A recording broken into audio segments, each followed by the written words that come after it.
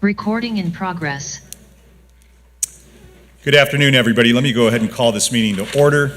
This is the adjourned regular City Council meeting for June 15th, 2022. And as you recall, this item that we're going to be covering today is the budget, and we can adjourn that matter to today's date. So let me go ahead and just make a couple of opening remarks and turn it over to the clerk to call roll. And so today the meeting is taking place with in-person attendance and by teleconference via Zoom.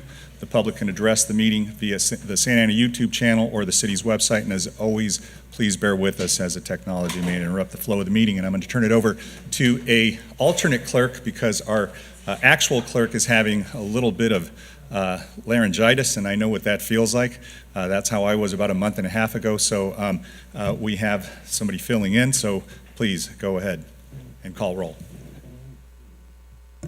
Councilmember Hernandez. Councilmember Lopez. Here. Councilmember Mendoza. Councilmember Penalosa. Present. Councilmember Fan. Here. Mayor Pro Tem Becerra. Here. Mayor Sarmiento. Here. Thank you for that. Let me go ahead and just have you make some opening remarks before I go ahead and call on Mayor Pro Tem to go ahead and lead us in the pledge. Got it.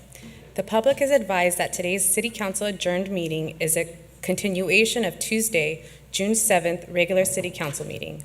As such, public comments for public hearing item 16 were heard on June 7th, and only members of the public who have not previously addressed the City Council on this item will be able to provide public comments. Thank you. Let me go ahead and now call on Mayor Pro Tem to lead us in the Pledge of Allegiance. If you'd all please stand. Ready? Begin. I pledge allegiance to the flag of the United States of America and to the republic for which it stands, one nation, under God, indivisible, with liberty and justice for all.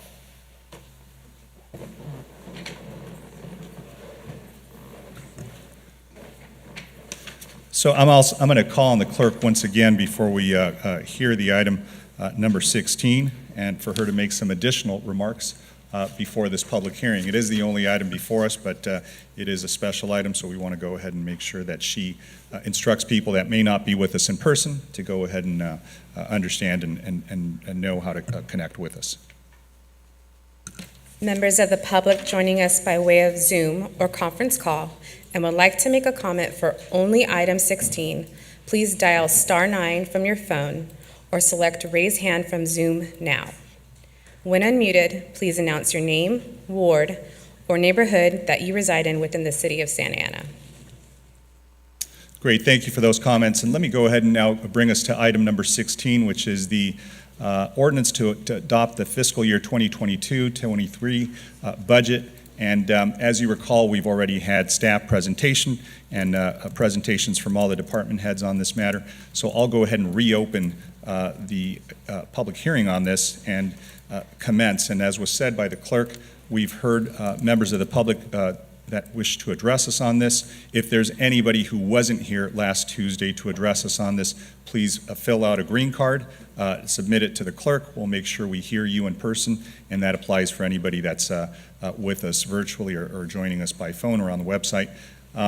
But before we begin with those public comments, let me just start with a couple of remarks, because this may clear up some issues that you may be here for. We may already be addressing them in the proposed budget, so this may help for those of you who are waiting to address the council and may not need to after my remarks are made. So during the city's extensive public outreach during this budget process, the community shared many ideas and priorities for this year's budget. The council heard you, and we're really, really proud that the proposed budget includes many of the programs, services, and initiatives that were requested by our residents and businesses. And as you know, we did some extensive outreach. We visited many neighborhood meetings and other organization meetings. So you'll see that there's been more than a $26 million increase, $26 million, a $5.5 million increase for youth services, including teen after-school program, youth employment and internships, youth sports and tutoring. Over $24 million for affordable housing and supportive housing for folks experiencing homelessness. Over $15 million, a $6 million increase for street, pavement, sidewalk, and traffic calming improvements is also included in the budget. New parks and increased park maintenance and security. Another $1.5 million economic assistance for downtown businesses affected by the Orange County streetcar construction, bringing the total assistance to that effort to $4.2 million, including the county's contribution. $1 million for the proposed Police Oversight Commission, creation of an environmental justice section with the Planning and Building Agency to work with various stakeholders and neighborhoods to implement the goals and policies of the general plan. And from what I understand, there is a dedicated staff for that program, so I know a lot of you that sent in emails for that. Thank you for addressing that. I know we discussed that during the amendments to the general plan. And there's also $300,000 for the Legal Defense Fund for those immigrants that are facing deportation. This is all in addition to the federally funded Revive Santa Ana Pandemic Recovery Initiative, which has funding for mental health, youth violence prevention, acquiring new open space, transformation of the main library, community center renovations, neighborhood safety, street lights, and much, much more. That'll come to us, I think, sometime in the next month or two, where we're going to be looking at the second bundle of funding that came to us from the federal government. So this is different. This is more the regular budget cycle. We will be talking about those federal monies that we call Revive monies as it comes to us later. And I believe it's already landed in our accounts, but we will be talking about the allocation of the second amount. So I wanted to say that to preface this so many of you will understand that a lot of what was requested both by speakers in the public, from the public last time around, and those of you who contacted us in writing are proposed in the budget and are included there. So with that, let me go ahead and see if there's any members of the public that are present here with us and start with them first, and then we can go to folks who are online. Is there anybody here in person that wishes to address There us? is no one in person to speak, but there are virtual speakers ready to provide their comments for public hearing item 16. Before unmuting calls in the order received, I will report out the following summary of emails provided. There were 6 Santa Ana residents and/or organizations that comment to allocate funding for police oversight legislation, grants for community-based organizations, additional staff at work center for youth services programs through City Hall and not the police department. There were 3 non-Santa Ana residents, residency not disclosed, comment to allocate funding for police oversight legislation, grants for community-based organizations, additional staff at work center for youth service programs through City Hall and not police department. 6 Santa Ana residents and/or organizations comment to allocate funding for environmental justice staffer. 26 non-Santa Ana residents, residency not disclosed, commented to allocate funding for environmental justice staffer. 4 downtown Santa Ana business comment to request $1.5 million in funding for downtown business assistance due to streetcar construction. 1 Santa Ana resident comment on requesting for various street improvements on North Flower, and 1 Santa Ana resident commented on information on creating a Measure X Sunset Stabilization Fund. Great, thank you. So I've got 2 speaker cards here before me, so I'll go ahead and go through those, and I'll turn it back over to the clerk so she can call on anybody who's waiting online. Let me start with Lexi Hernandez, and then we have Carl Denninger after that. Welcome.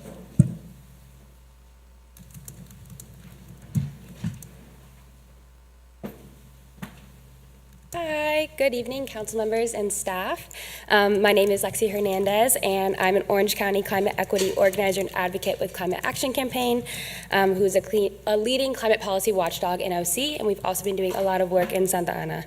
We're really here to offer comment on public hearing item 16, which is the budget, and also to thank the city of Santa Ana for committing to bold and really necessary goals through the general plan, including more than 50 environmental justice-focused equity policies through the community, mobility, economic development, public service, and conservation elements. As you know, these policies were placed in the general plan thanks to the tireless advocacy of community leaders, residents, and organizations such as OC Environmental Justice and MPNA, and so many others who have petitioned this council many times over the last 2 years. This commitment to environmental justice is especially important since among all cities in the U.S., Santa Ana is the city, according to a recent study, that is the most at risk of climate impacts, and also yet one of the ones that are the least prepared.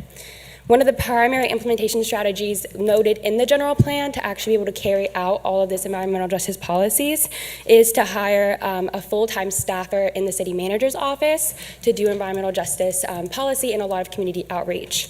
However, even though in the general plan the timeline for adding that staffer is in 2022, that staff position specifically wasn't funded in the budget. Even though environmental justice programs may be funded, adding that staff position isn't included in the budget. Which is, again, very worrisome to be able to keep sort of all the EJ policies in the general plan on track. And really to sort of ignore the over 50 environmental justice policies that the council committed to in the general plan is really just silencing the work of so many community members and their experiences of injustice, and really sort of sentencing them to continue to bear the burden of pollution until we do very specifically fund that staff position. So to be able to make sure that we're getting this environmental justice work done, there's 2 recommendations. One is to directly fund that environmental justice staff position in the budget and hire someone as soon as possible, or to also make applying for environmental justice grants a main priority of the administrative secretary who is being added to the city manager office, and making sure that that is sort of a primary function of their job. So thank you again for your environmental justice commitments and all that you've done throughout the general plan and in general. And I really hope that you guys use this opportunity to add this really crucial position into the budget. Thank you. Okay, thanks for your comments. Carl Benninger.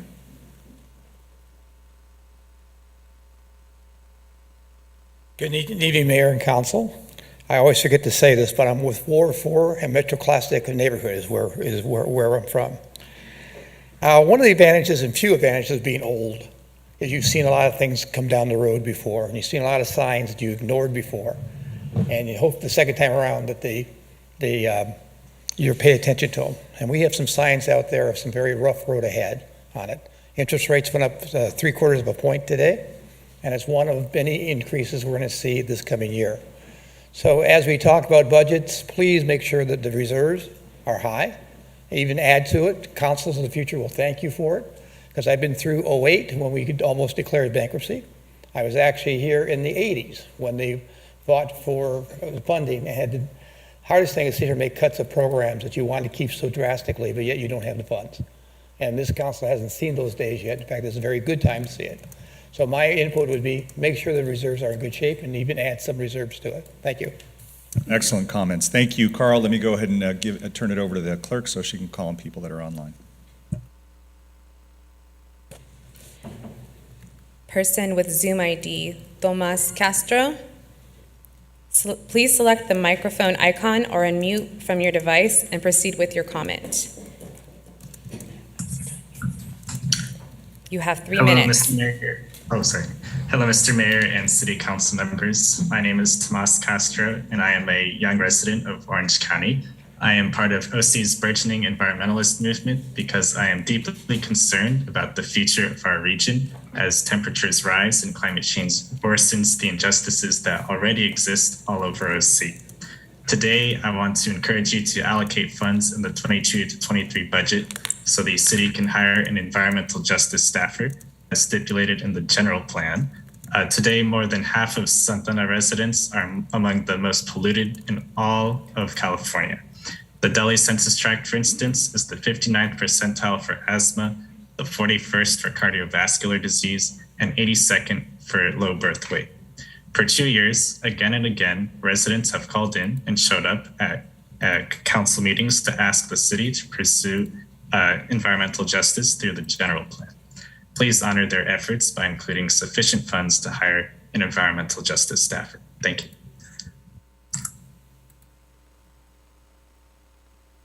Person with Zoom ID, Alejandro. Please select the microphone icon or unmute. You have 3 minutes. Hi, hello, Council. My name is Alejandro Silvera. I am Hub Coordinator for Sunrise Movement Orange County. My mom's also worked for 2 years at Latino Health Access here in Santa Ana. So the community is really important to me.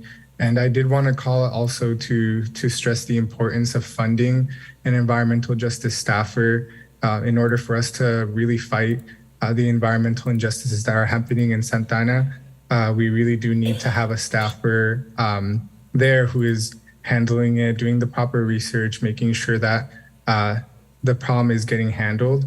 And so I know that we passed that resolution, or we said that we were going to work on these environmental justice issues. So I think by not having a budget for a staffer, this also becomes an issue of integrity.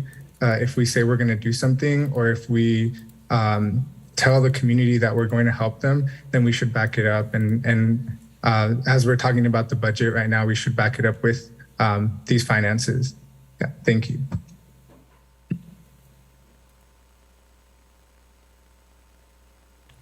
Person with Zoom ID, Azuri Ramos. Please select the microphone icon or unmute and proceed with your comment. Hi, can you hear me? Yes. Hi, everyone. Good evening, Mayor and City Council. My name is Isuri Ramos. I'm a resident of the city and speaking on behalf of Chispa tonight. I would like to start by thanking you all for incorporating community budget priorities in the city budget, such as funding for a police oversight board, $150,000 for community-based organizations, funding for youth programs, and funding for additional youth employment opportunities. While we are happy with the progress made on these priorities, we have additional recommendations. We believe that the grants for community-based organizations should be a recurring allocation funded with the budget's general fund. Community-based organizations reach a large population of underserved youth, and supporting their work is critical. We also want to see a commitment to funding at least one additional staff person at the Santa Ana Work Center. It is important that the Work Center is appropriately staffed to not only expand youth internships and job opportunities, but to also build new partnerships to provide youth with trade and construction jobs for city projects. Thank you all for your time. Person with Zoom ID, Avinash Ramazami. Please select the microphone icon or unmute and proceed with your comment. Hello, everyone. My name is Avinash Ramaswamy. I am a resident of Orange County, and I served as the student government president for Santa Ana College of the 2021-2022 academic year.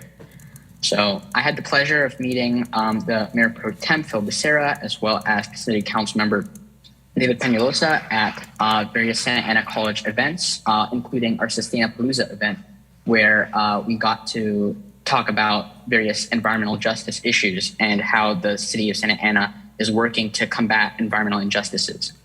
So it was very disheartening to learn that the promised position that was stated in the general plan for a staffer in the city manager's office to tackle environmental justice issues and the 50 priorities that were highlighted in that plan is not being funded in this budget. Being a representative of the over 40,000 students of Santa Ana College as the student government president is something that I took very seriously, because I wanted to make sure that all the voices of the students were heard. And here I'm standing today to essentially be the voice of students who are the next generation, who are going to be inheriting this planet and inheriting the disastrous effects of climate change and environmental injustices. And the thing about environmental injustice and the plans that are implemented in order to combat it is that plans are good and priorities are great, but we need people who can work to implement them. And that is exactly what the position of environmental justice staffer can do. So I strongly encourage you to keep with your word and keep with what was intended in the general plan and include funding for the environmental justice staffer in the city manager's office. Thank you very much. Person with the Zoom ID on, Please select the microphone icon or unmute from your device and proceed with your comment. You have 3 minutes. Good evening, council members and staff. My name is Ayn Creation, and I am with Climate Action Campaign, a nonprofit climate policy watchdog in the region. We appreciate Mayor Sarmiento's comments. We were concerned when there appeared to be no funding for environmental justice staff for the city in the 2022-2023 budget. If indeed the position is funded, this would be good news. It would send the message to the community that Santa Ana is serious about environmental justice. The absence of a staff position would be troubling because our organization and others have recently shared available grant opportunities with city staff, only to have staff respond that they do not have time or capacity to pursue the grant funding.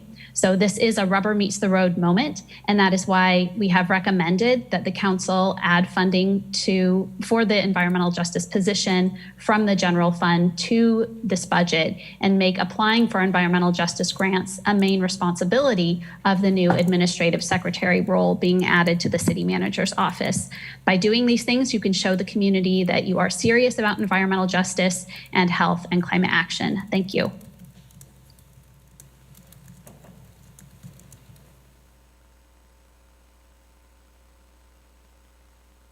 Caller whose phone number ends with the numbers 595, please dial *6 from your phone to speak. You have 3 minutes. Yes, hello, Mayor Pro Tem, council members, and city manager. Thank you for this opportunity. My name is Sue Palick, and I have lived in Ward 4 at Dickerstrom and Bristol for over 40 years, and I'm a senior citizen, and I shop in South Coast Metro. I intended an entirely different presentation today, but after watching the police procession escorting the 2 officers who were ambushed and killed in El Monte last night, my heart is heavy, and so this is going to be an emotional plea to you. Getting to the point, we need to reach out our goal of 8 more police officers that are already funded and not hired, and more funds to defeat criminal activity.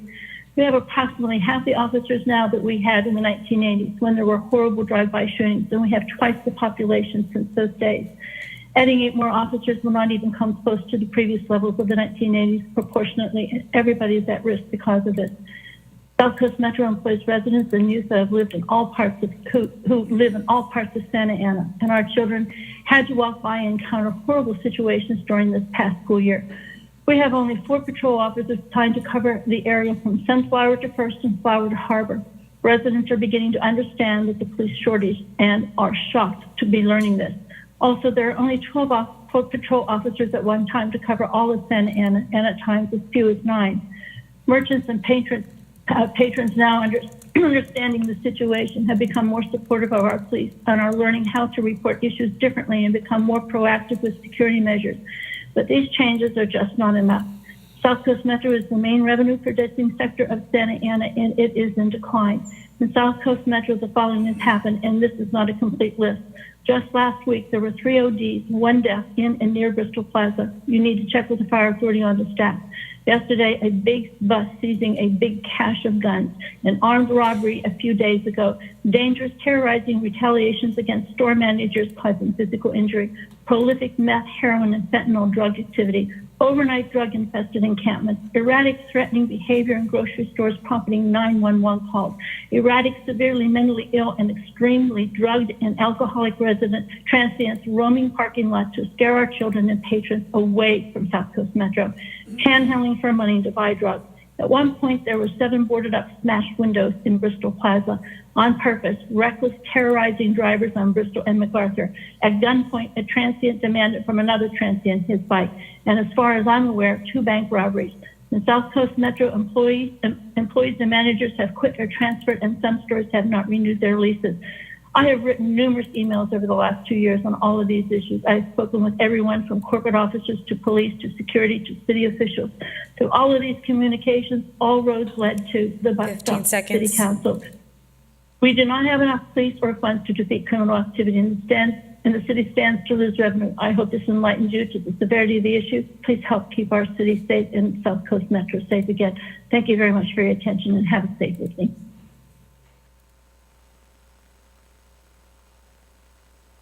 Person with the Zoom ID, Maya, please select the microphone icon or unmute from your device. You have 3 minutes.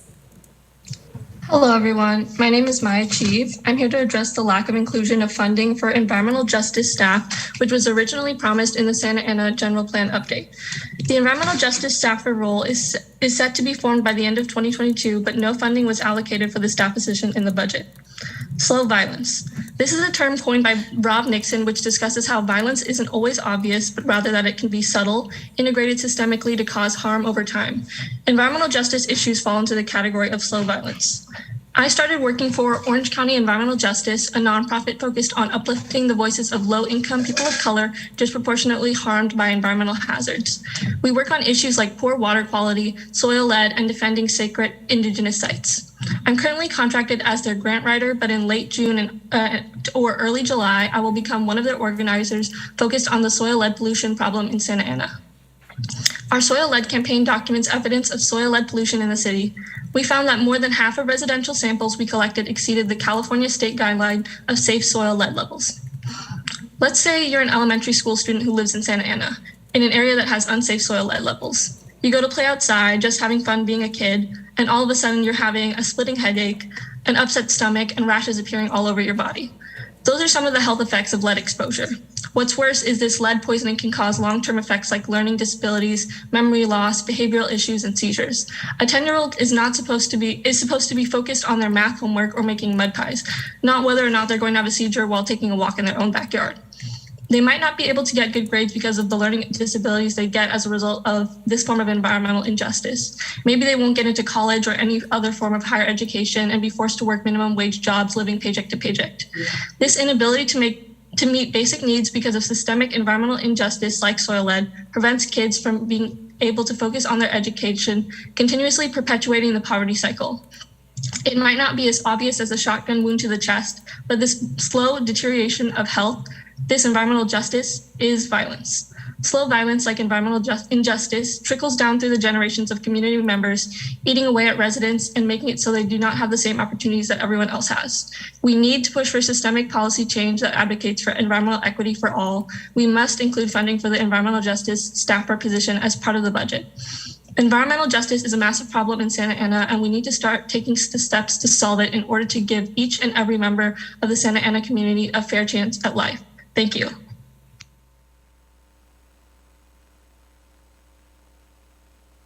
Person with the Zoom ID, Tim Johnson, please select the microphone icon or unmute from your device and proceed with your comment. You have 3 minutes. Good evening, everyone. Tim Johnson, resident of Ward 3 in Santa Ana. I'm on the Major X Citizen Oversight Committee also, although these are my thoughts alone. At the May 12th budget workshop, when Major X Oversight Committee first brought up the idea of the establishment of a Major X stabilization fund to plan for the sunset of Major X sales tax that we currently have. This council before me did seem to have a majority consensus that this was something that you wanted to further explore within this budget, similar to the policy that the council put forth on the pension obligation stabilization fund. So I ask that you that you highly consider incorporating this into your budget process right now. And some may say that we have since we have a general fund reserve policy that's enough. But I would argue that policy, which remains unchanged at 18% of general fund revenue, is simply not enough to prepare for the decrease in revenue when Major X starts to sunset, yet alone when it fully goes away in the future. By planning now, I'm going to correct that wording, by funding a specific stabilization fund, now we will lessen the impact on the city services that residents, business owners, and visitors to our great city expect and need when the city revenue decreases and hard choices have to be made. Further illustrating this point, one only has to look at Director Downs' general fund summary on slide 20 of her presentation from last week. We're utilizing approximately $19 million of general fund balance during the upcoming fiscal year budget that's before you. This at a time that many would be saying that we should be striving to increase that general fund balance. we may be fiscally sound right now today, but that is solely because, well, maybe not solely, but primarily due to, as Director Downs has said before you, that Measure X is the primary reason for that fiscal solvency right now and fiscal health. We have to plan now or feel severe pain in the future. I would just urge you to incorporate this into your budget process and come up with a policy, as opposed to being what some of our neighboring cities are going to be grappling with when they have sunsets 15 of their. seconds. Thank you very much. I know you guys worked very hard on this, and thank you for Director Downs and City Manager's office also for all the time they've put in. Thank you much. Bye-bye. Person with Zoom ID, Leonel Flores. Please select the microphone icon or unmute from your device and proceed with your comment. You have 3 minutes. Good afternoon, everyone. My name is Leonel Flores, lifelong resident of the Madison Park neighborhood and Environmental Justice Programs Manager for Green MPNA. Just here to be in support to request funding for the Environmental Justice Office staffer with the city. Like a lot of people have previously mentioned, this was something that was promoted, highlighted, championed by a lot of council members, that are on the dais, yet there appears to be no funding for it. So how can you be proud of something and then not fund it? So hopefully this is something that can be accomplished today, because it is very necessary. It's not something that's just going to go away. More residents are becoming aware of the issues we have. We just presented to 4 classrooms of elementary students today in a science academy, and multiple students were interested in finding out how they can participate in the process, to improve our air quality, our soil quality. A lot of them were alarmed at the things that they're seeing going on in our city when it comes to environmental pollution. So this is something that's very essential to eliminate a lot of the disadvantages our community face. So just once again, I want to reiterate that we need funding for that Environmental Justice Office and that city staffer to operate that. So thank you. Person with Zoom ID, Danny, please select the microphone icon or unmute from your device and proceed with your comment. You have 3 minutes to speak.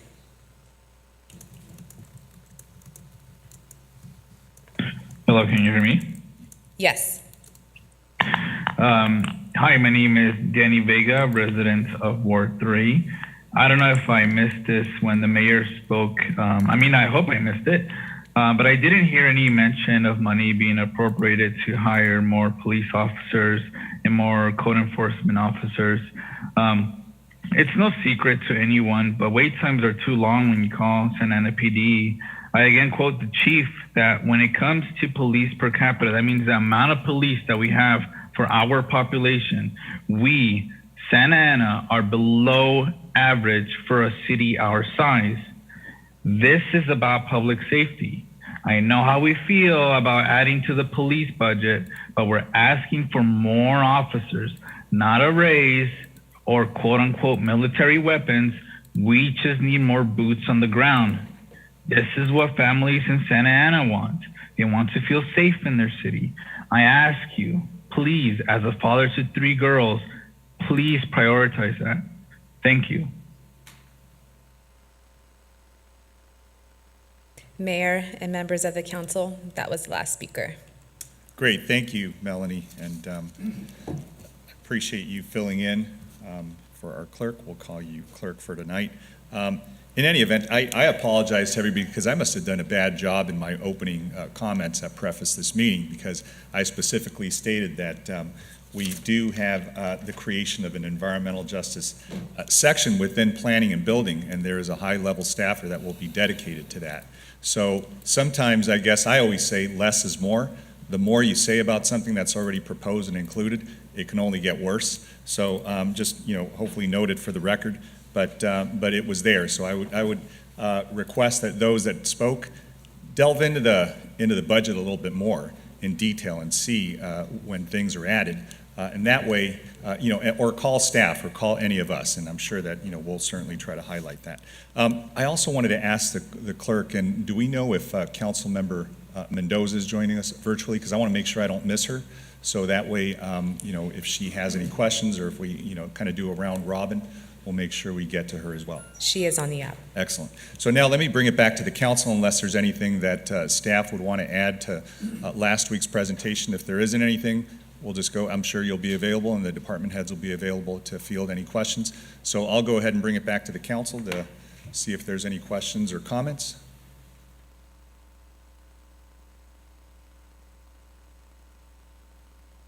Everybody's happy with that, with the budget proposal. I love it. All right, I'll entertain a motion. Mayor? Go ahead, Councilman.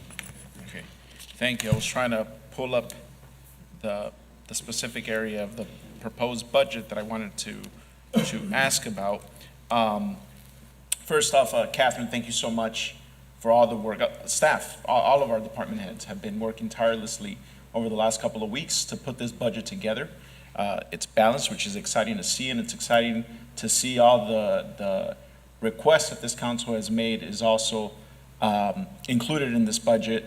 I know one of my favorites is that second bookmobile that I'm very excited to see. Just this past weekend at some of the park sites where it was brought out for the first time, I mean, the amount of families that came out immediately to check out books and engage with the robot. I text our director, our library director immediately, just giving him the thanks for making that vision come true, and happy to see that there's a second one coming with this budget. I'd love to ask for two.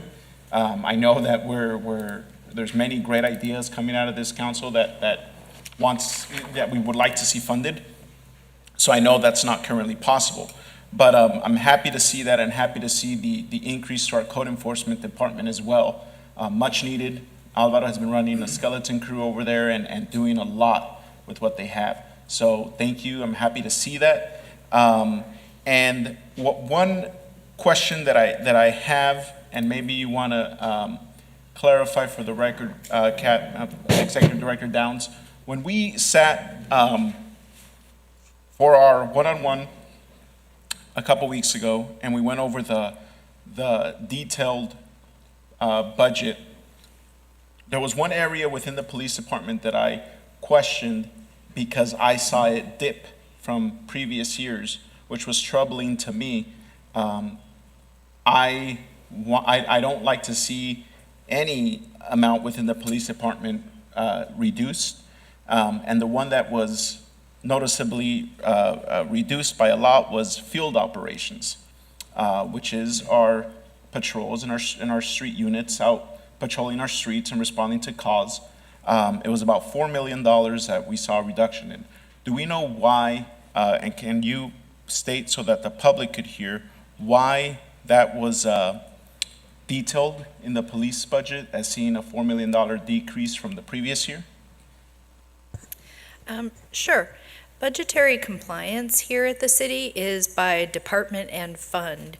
So within the general fund, the police department has a budget, and within that budget, there are different, I'll call them programs. Our accountants will call them accounting units, but there are different programs, such as field operations and such as the Met division. And the chief, to staying within budgetary compliance, has the ability to shift budget between his programs, if you will. So he can redirect resources from field operations, or he can reorganize his budget and create a new subdivision if he'd like, that maybe he splits out field operations into different things. And that's exactly what happened. So what looks like in the budget document an apparent decrease of $4 million or $3 million in field operations, there was actually a reorganization of the budget.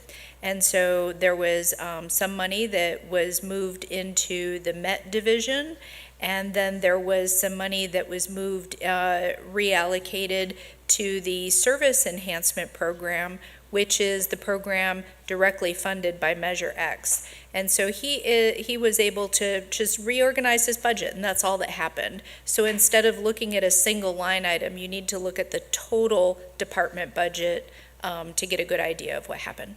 Okay, I just want to make sure that we're not going to be seeing a decrease in field operations when it comes to PD, because, you know, I would like to see that increased if we're going to be discussing what we'd like to see reflected in this budget, because the field operations is a day-to-day engagement that our officers that are out patrolling our streets. So I would like to see that amount increase. So seeing it decrease by $4 million, and then I guess it's the PD service enhancement where that is now included. So I guess it would be more the question for the chief, but I just want to make sure that there will not be any decrease in police officers patrolling our streets, or any less police officers responding to 911 calls. That's not what's happening, correct? Correct.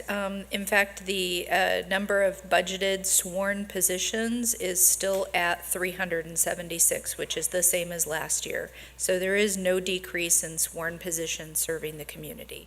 Okay. All right, so I just wanted to clarify that seeing that 57 million now, 57.6 compared to the 60.6 doesn't really mean there will be less officers patrolling our streets, just means that it's been reorganized in different areas of the police department. That's correct. Okay. That's it for now. Executive Director Downs. I'll have more questions later, but for now, that's it. Thank you. Mayor Pro Tem. Thank you, Mayor Sarmiento. Well, first of all, thank you guys for bringing us a balanced budget for us to consider. You guys have done a lot of work, and the fact that when the mayor asked if there were any questions and we all kind of paused, it's obviously to your good work. That's to your credit. But there is one area I do want to focus on. I don't want to go through and say all the things that I love in the budget, because there's so many. I mean, there's just way too many. You guys have done an amazing job in listening to the council and funding our priorities. But what I want to zero in on is the police department budget. So in the last council meeting, when each department head came up and gave their brief presentation, the chief talked about allocating a police liaison for each council board. And while I think that's a good first step, I think that what we really need in our city is community-oriented policing, multiple officers that are in a community, that are not just driving from one end of town to the other, but actually, God forbid, walking, bicycling through the communities, being accessible to the residents. I know this is even a crazier idea, but I'd actually like to have it where residents and businesses know officers by name, not just, I don't know, it's a guy with a badge and a black and white car who just came up to answer my call, but rather, knowing who these folks are. At one point in time in our city, we had multiple directed patrol teams, and today we now have one to service the entire city. I've been asking for assistance from PD to address the crime that's escalating down on the South Bristol corridor, which I'll remind everybody is the highest sales tax generating area in the entire city of Santa Ana. And I'm told that there's one directed patrol team and they have to split their time between South Bristol and another part of town. So in order to address all these competing needs with our understaffed department, we end up paying for it in overtime. That's time and a half for an officer to do something, and that's amazing. We tell ourselves that we can get by with 376 funded officers, and yet we end up seeing close to $6 million being spent on overtime, which is close to $700,000 more than we budgeted, and there's still 15 days left in the current fiscal year. So in the meantime, our residents have to face folks committing crimes and have to rely on a police department that's understaffed. Our city currently funds 376 officers, even though, and correct me if I'm wrong, PD has been authorized to hire up to 384 officers, right? So that's a deficit. So we have the ability to hire them if we fund them. So we have shortchanged them by 8 funded positions. So back in 2000, our city had 394 sworn officers. We are hovering in the 360s right now. We had close to 400 officers back in 2000. So I look at this as we're short of 8 officers that could easily be one directed patrol team. That would be, again, 100% improvement over what we have today. You know, in our recent adopted general plan update, part of that general plan had a policy that stated we would increase staffing levels for sworn officers as resources became available. And here we are talking about that we have resources. I appreciate that staff being mindful of the trajectory of overtime spending. You guys plugged in a number that you felt would work for this upcoming fiscal year. But whether we're talking about building inspectors or police officers, the simple, easy way to reduce the cost of overtime is to hire more staff instead of paying time and a half in expensive overtime. So I don't see Chief Valentin here tonight, but if Assistant Chief, if you wouldn't mind coming up.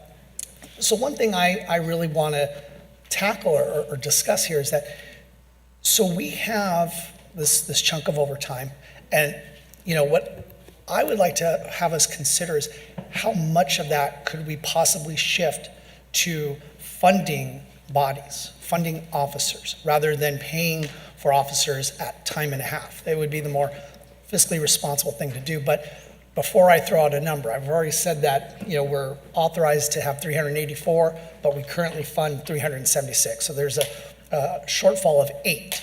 But with the overtime that's being proposed in the budget today, how much of that overtime could we reasonably shift over to actually bringing on more officers?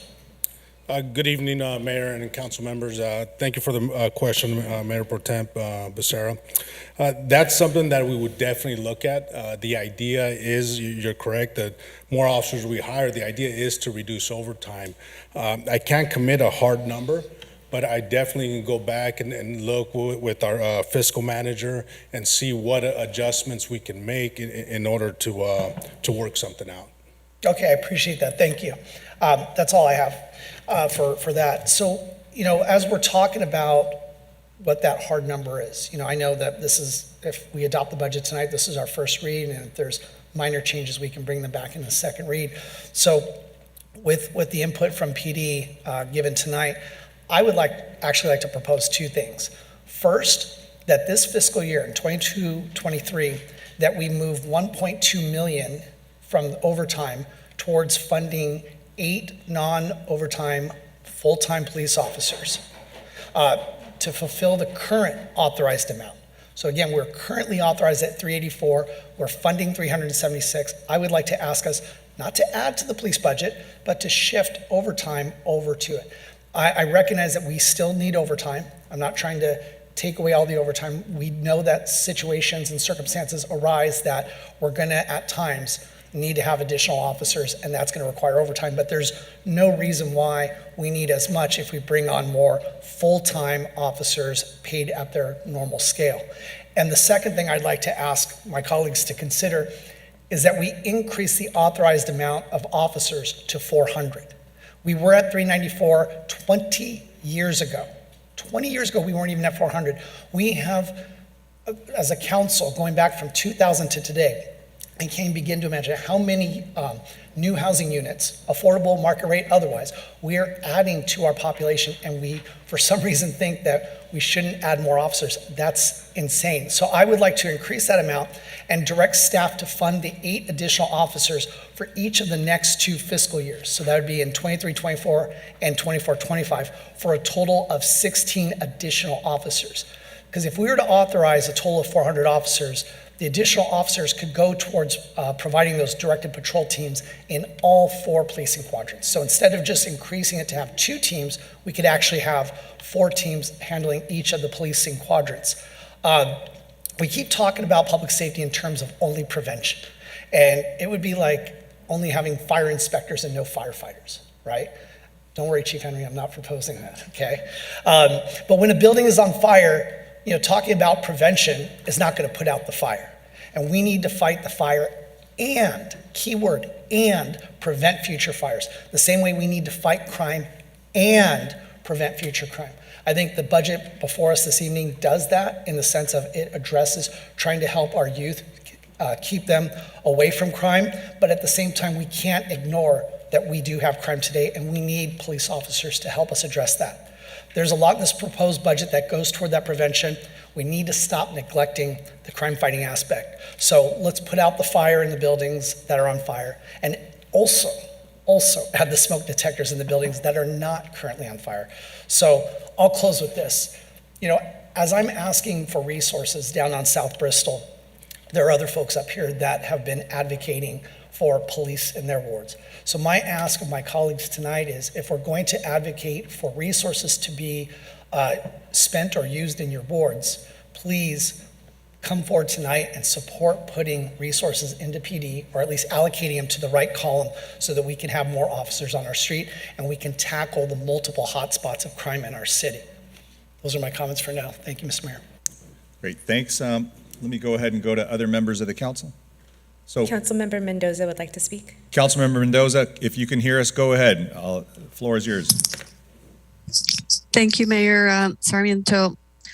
I will second the motion and make a comment that in addition to all the reasons why Santa Ana needs more officers, I would ask that my colleagues consider the rampant mass shootings that is going on across our nation.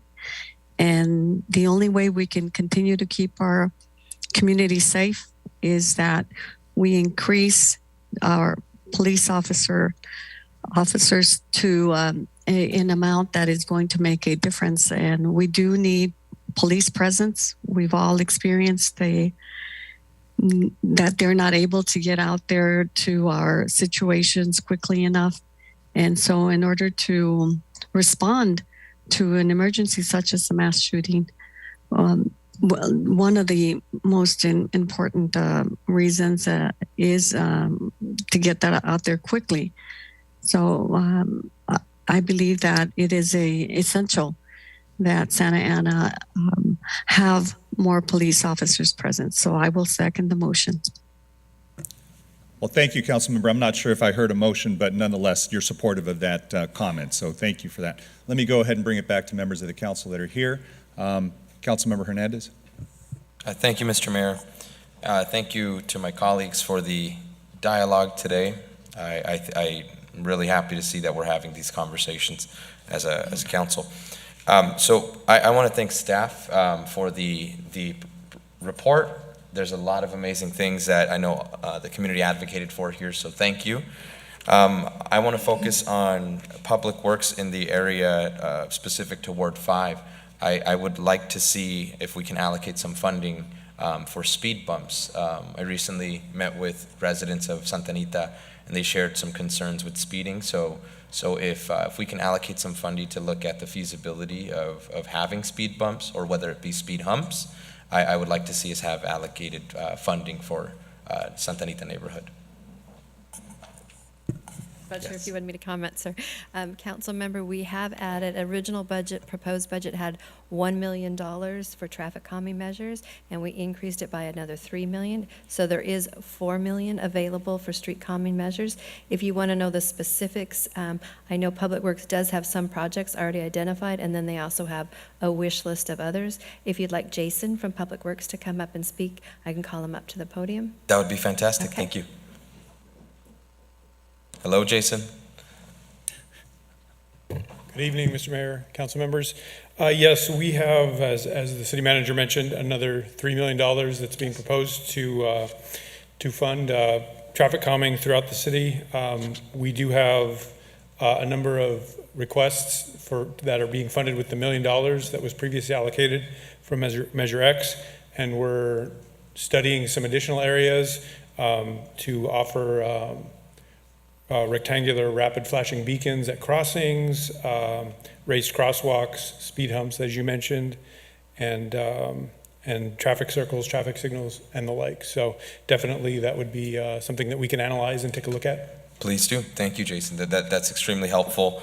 I know that's important to residents in Santa Anita. And the last area is street lights. I know there was a couple of street lights where residents shared with me, most notably off of 5th and Jackson, their street lights were flickering. So if we can also look into that, I know that that's been an area where it can get dark, so increased lighting I think will help with the perception of safety. The next area of the budget, I just wanted to echo my support again for the additional 1.5 in funding for the Santa Ana Business Interruption Fund.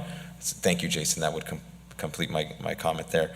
I am fully supportive of that. Madam City Manager, I just wanted to provide my direction that I would like to see us increase the independent contractor amount from 1,000 to 1,300 because unfortunately what we learned with the recent streetcar was that a lot of our independent contractors that work, whether it be in a salon or a tattoo shop, didn't already have their business license. And with the challenges that we've had with the construction, financially, a lot of the independent contractors are not in a position where they are able to spend that 300. So I think if we increase that, not only are they able to pay their business licenses, but essentially they're getting their money back, and hopefully we're able to keep them. I know a lot of independent contractors have left tattoo shops, barber shops, and salons. So that's my direction there. I think it's important to lift the voices of residents that are around the downtown neighborhood. One of the requests that I've received from constituents is that they would like to see us activate Birch Park to be more inclusive of families and of course seniors. So what I would propose is to create something similar with our Parks and Recreation funding to what we have in Central Park in New York, where we have chess spots where you can sit at a bench. There's a table essentially, and you can play chess. And I think it would be a great way for families and children to interact with the senior center that we have there, and they would then get the chess pieces and be able to play on the board. And I'm sure for seniors it would probably lighten up their faces to see more families and children walk through that center. So I'd like to see some funding be allocated there. Another area where families have requested additional support in the downtown is seeing a playground potentially come to the Birch Park neighborhood, whether it be a playground or splash pads or both. I would like for Parks and Rec staff to identify if this is something that we can do at Birch Park, and perhaps maybe splash pads are something similar to like an urban play space where maybe we utilize an area in downtown and activate that space. So those are my recommendations for downtown Santa Ana.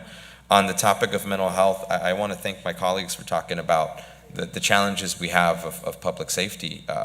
You're absolutely right.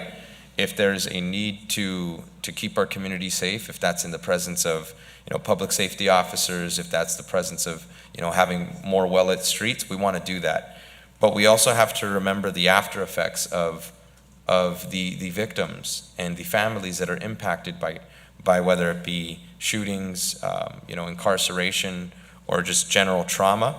I know one of the things that isn't a stranger to our community is hardship and trauma. So I would like to see a minimum of $1 million go toward mental health and trauma-informed services and case management. I believe a good location for case management would be to utilize Parks and Rec community centers as safe places where children and families can have access to mental health resources. And I think it builds trust. For far too long we have, of course, and we need to have very strong responses that when crime does occur, but we also need to have responses after the fact. And I think investing in mental health is one of the most proactive and responsive things that we can do as a city. I would also like to see an increase in the recurring fund for the arts. Currently we have 100,000. In the topic related to mental health, I think it's beneficial for us to increase that amount. I'm open to suggestions from staff on increasing that. I think that the ongoing conversation of mental health is something that intersects art, and perhaps the Arts and Culture Commissioners can help us identify what that looks like. I'm not too sure what it would look like, but I think the conversation of mental health, suicide prevention, and arts There's a lot of healing that comes through that process. So maybe our Arts and Culture Commission can bring us back some ideas, but I would like to see an increase for arts funding. I recently had the pleasure of meeting with staff at our city and our arts director for the commission, Tramley, and I found that the GAP program, which is a pilot program, is funded at $50,000. I would like to see an increase to a minimum of at least $150,000, so that we can see a robust pilot program that we then can model in different parts of our community. Were you guys able to hear any of what I just shared? Certainly, I've taken notes on it, and if it's the will of the majority of the body to make those changes, we certainly can address it. Some of them we already have covered for you, so I think you'll be pleased with that. I did speak to our economic development unit about the issue with the business license cost, and to the extent we can increase for independent contractors, we will certainly do that, subject to the overall budget that we have. We also, as part of the requests that we added in the proposed budget, is we gave $200,000 for sports and recreation equipment. And so I think the idea of chess sets at Birch Park, we certainly could accommodate. Great. The other items, $1 million for mental health and increase in arts funding. What we did do is it is $100K, so you're absolutely correct, and we put it as reoccurring. So it's something that will be a part of the general fund budget on a go-forward basis. Correct. And so it's really the $1 million for mental health. That is something we would need to identify where to get to, and I would need the majority of the council. Yeah, absolutely. And so on the topic of the arts, I would ask for an increase there. And I'm open to staff recommendation as to what that increase would look like. I just don't feel like $100,000 for a city as large as ours, and for as much money as we invest in removing graffiti, it would make a lot of sense for us to have an investment in arts that is also reflective to what we've spent on removing graffiti. So next up is on the infrastructure of the city of Santa Ana. I would like to see, Madam City Manager, a fully staffed executive office on the 8th floor. So I would like to see us add a position for an executive assistant. I looked at your organizational chart. I did not see that. I'd like to echo that is important. I think that the challenges that we have for a city as large as us, we have a very active body of elected officials, and I've seen a challenge when it comes to scheduling, and I think I attribute that to the fact that we're not fully staffed, so I'd like to see funding for that. I would also like to ask my colleagues to support an additional $100,000 in funding for training in equity, diversity, and inclusion for staff at the city of Santa Ana. On the topic of cannabis funding, I want to see us restore more monies from the tax revenue to youth. I know that our current proposal places a large emphasis on police and code enforcement, and I'm just concerned that we're taking extremely valuable funding away from children at a time where they really need it most, especially as we're having the amount of homicides that we've had in this community, some of the mental health challenges, an increased need for prevention. So I would like to see those monies stay within youth. I want to support our code enforcement for their needs. I also want to support the ask that PD has. I just feel like maybe if we can have something that is more reasonable. I couldn't support the difference that we have currently. The enforcement from fiscal year 22 to fiscal year 23, there's an 87% increase. But for services related to the cannabis tax revenue, we have a decrease from fiscal year 2022 to fiscal year 2023 of 11%, and I can't support that. So I know one of the line items in the budget for PD was an expenditure for $160,000 for one body cam. So that's part of my reasoning as to why I couldn't support that.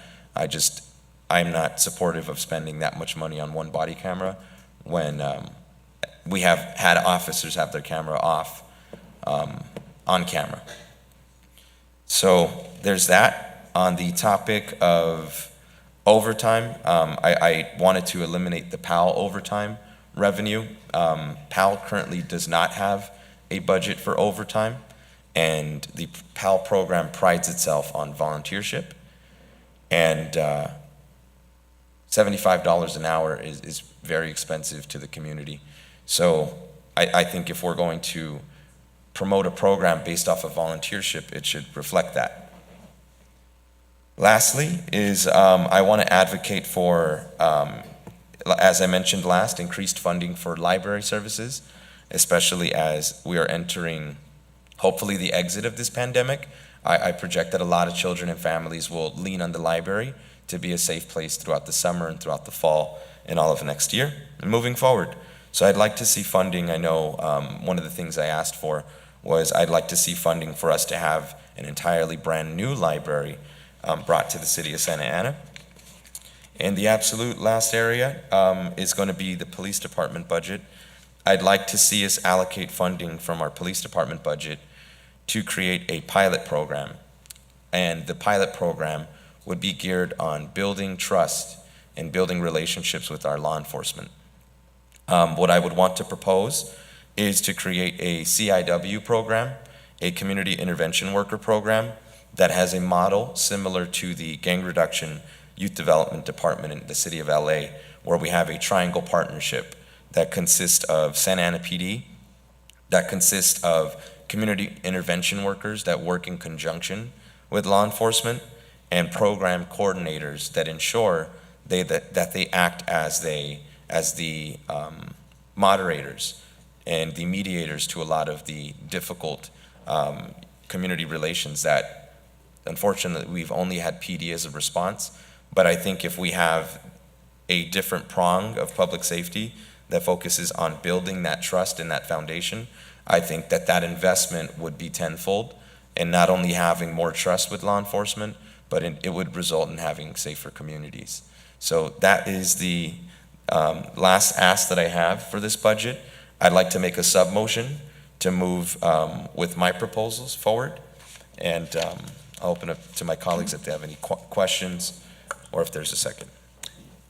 Thank you. I don't think there's a motion yet. Oh, so then I'd like to make a motion in this case. Got it. So we have a motion on the floor for that. Let me go ahead and go around to the rest of the council. Councilmember Fan, and then we'll go to Councilmember Lopez. Thank you. Before I start my comments, I was wondering if maybe we can take each individual new idea or thought or proposal at a time to see if it's something we want to add, like a straw poll, before we put it onto a motion. Right? Because I think all of us here have ideas and thoughts, and if we do a straw poll and you see that only 2 people are supportive of it, then we don't have to add it to whatever motion we're going to make. I think that might help. And if I can make a clarification too, what would be helpful for staff, if you're proposing a significant increase in one of your areas of priority, you do need to identify for staff where the amount would be coming from. That was my second comment, which is, as we ask for increases or decreases, I think we really do need to pinpoint where. This 800-page budget does have line items that I've gone over many times with the 2 of you and some of our other department heads. And so with that, I would like to start off by responding to some comments that we've received via email. I think that there have been a lot, and we actually heard a lot today. And I think it really will be surprising to some residents and folks who have called in asking for particular issues and items to be funded. First of all, are all the email comments we've gotten about the neighborhood initiatives, environmental justice services section, and staffing. And as the mayor mentioned at the end of his comments, this is already funded and proposed in the budget. It is the Planning and Building Agency has proposed another principal community planner. It is in the draft budget that was here. And it's really unfortunate that we had dozens and dozens of emails, many by professional community advocates, professional individuals working with agencies and organizations to advocate for this, who have relationships with our department head staff as well as our council, failed to actually reach out independently to just ask, are we already doing this? Because I know that Director Min Tai specifically responded to an email and CC'd me to ensure that, hey, this is in the budget. So I do think that that's really important as we have these transparent conversations about what is being funded, what is being asked, and what we will follow through with. And I do want to thank staff specifically for that, because I know that the environmental justice section, environmental justice conversation was something that we delayed the general plan for a year specifically to address. Another area that I want to specifically address are emails regarding investment in community care and health. Again, this was dozens and dozens of emails. I think it was one of those where you can sign up online to send an email for. So one was talking about police oversight legislation and setting aside money for that. It's already being done. That was actually something I specifically called out last time. It was $5 million, which included conversations about police oversight as well as employee needs during the discussions. Another question is about services to LGBT, trans, queer youth and other reentry programs. Again, we already fund many of these programs, and we are rolling out some more with Revive dollars. This was actually done under Revive dollars as well, I believe, CDBG funds. So there are a combination of those. The current budget has $150,000 proposed to help with local nonprofits. We haven't yet created the exact parameters, but I know, for example, that I've met with individuals from Chispa who specifically asked for this, because I know, we all know, anyone who's ever worked in the nonprofit industrial complex understands that it's hard to be a nonprofit and get grants because you need money to get money. But the city and staff have worked really hard to try to find a way to fund that so that small nonprofits specifically serving Santa Ana residents are going to get an opportunity to do those services. Another request was for, again, $150,000 for LGBT and reentry issues. Same thing with mental health. Under Revive or ARPA dollars, we specifically spent a lot of money to support reentry and mental health, excuse me.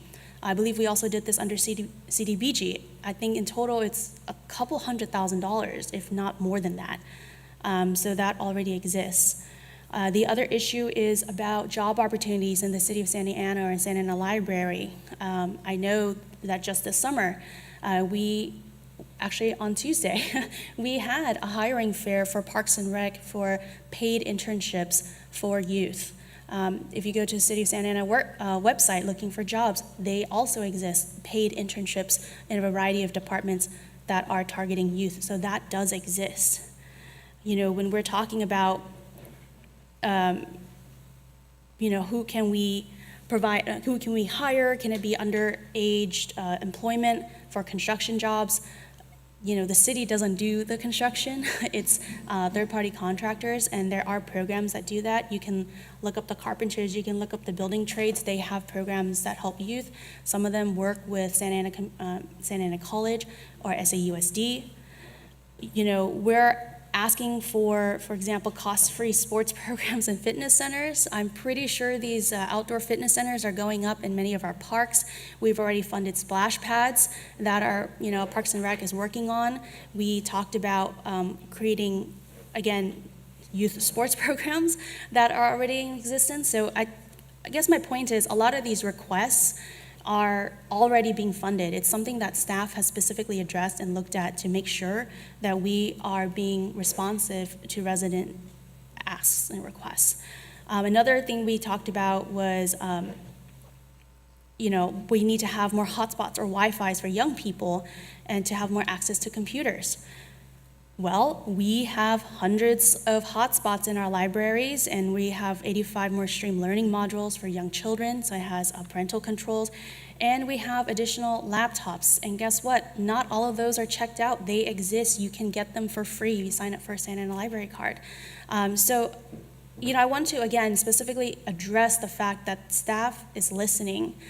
This council is paying attention, and we are directing staff to address those specific concerns. And if you have individual questions, I really do hope that you can ask us, ask staff, so that you don't have dozens and dozens of people sending in an email for something that's already happening.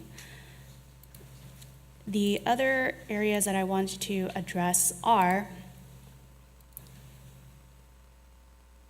The police overtime, I know Mayor Pro Tem Becerra had brought it up. I think several members of the public had also brought up about hiring more officers and police overtime. And I think Chief, this might be for you, Assistant Chief. So I went through the overtime budget with both Director Downs and I spoke to Chief Valentine. I think at least on Monday, I was the only council member to have done that, to specifically go over that with him. And from what I understand is that a lot of the overtime dollars are a result of, one, increased activity, for example, events that we've had in the city. Is that correct? That's correct. And then the other issue is that we have currently unfilled funded positions to hire officers, correct? Yes. And so it seems to me, and I guess I want to know from you, is that we have overtime because we are not yet able to fill those funded positions. So we have to have staffing, hence the overtime. That's correct. And we do have approximately 16 vacancies right now that are currently funded. And that takes time to fill, from recruitment to the academy, through training to put a police officer on the street.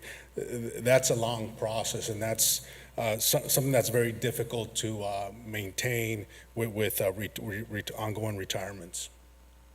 Okay, so if some residents said, well, let's take away the overtime and put it into more officers, is that actually going to fix the issue of having enough officers on the street?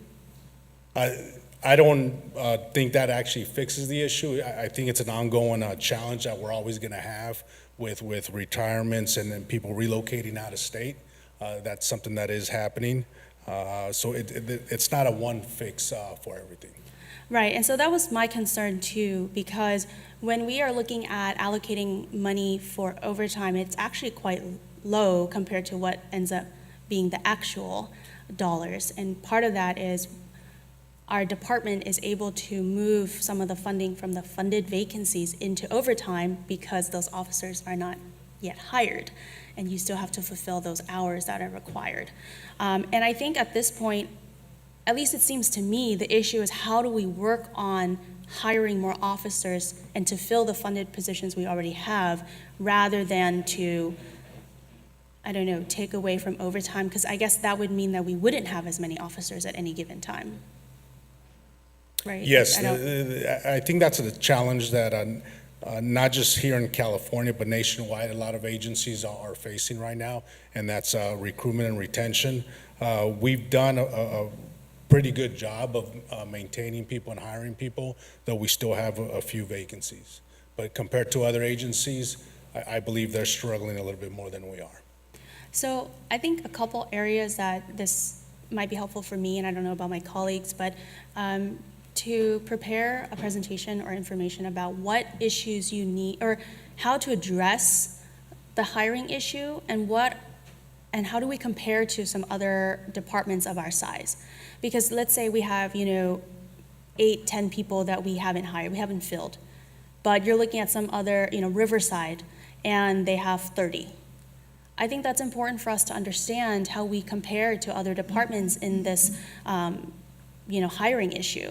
Because I know everyone out there who's trying to hire understands that there are, difficulties at this time.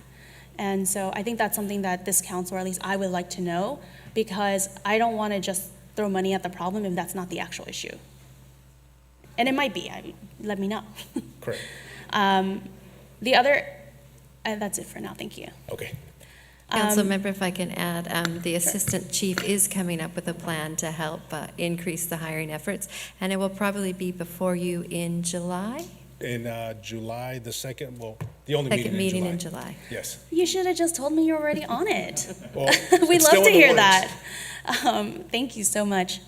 The other area that I wanted to address is also, we had some residents asking about not paying the CalPERS estimates prior to, not paying the CalPERS estimates early on because we should wait for the actual adjusted costs. But in speaking to Director Downs on this issue, the city is paying the actual costs. We are not paying any estimates. It's just the way that CalPERS publishes their actuarial. So it looks like we're not paying the actual cost, but that is what I've been told by our expert, right? So we're not overpaying for anything. It's not an issue in the budget. Did you want to make a comment on that? Sure. The actuarials that dictate how much we need to pay on the pension are published approximately 18 months before we make those payments. And in the recent history, council is very well aware that we did a pension refinancing. So with the pension refinancing, CalPERS internally gave us revised numbers to pay for next year, although they are not yet reflected in the actuarial reports that are published online that are typically about 18 months old. So we do have actual numbers that we are going to be required to pay, and we're going to pay every dollar that we owe. Thank you. Because I know I got a lot of emails about overpaying an estimate. And then a couple of other items that I brought up previously, and I want to specifically thank staff for, is hiring 2 additional housing specialists for the housing agency. I know that I went super hard for the Housing Choice Voucher Section 8 program, and going to those workshops, staffing those workshops with staff and volunteers. I want to thank individuals from Viet Rise as well as Tenants United, who provided in-language access to our residents. And we had over 20,000 applicants. As far as I understand, about 9,000 specifically from Santa Ana are receiving the Santa Ana preference. And I think that success is because we had staff who went above and beyond on weekends and evenings to provide that service. So I'm really glad that we're increasing staff in that. I know that we're adding 1 workforce specialist, and so I'm very excited about that too, because a lot of folks are asking about that. I want to also comment that I am satisfied with the current amount for maintenance for streets. After many conversations with our several department heads, I do understand that we have a lot of funding for public works in different places, more than we've had in many years. And staff is working hard to fulfill those work orders and to actually get out there and get the construction done. There's only 1 additional item that I'd like to ask for that probably got lost in the fray.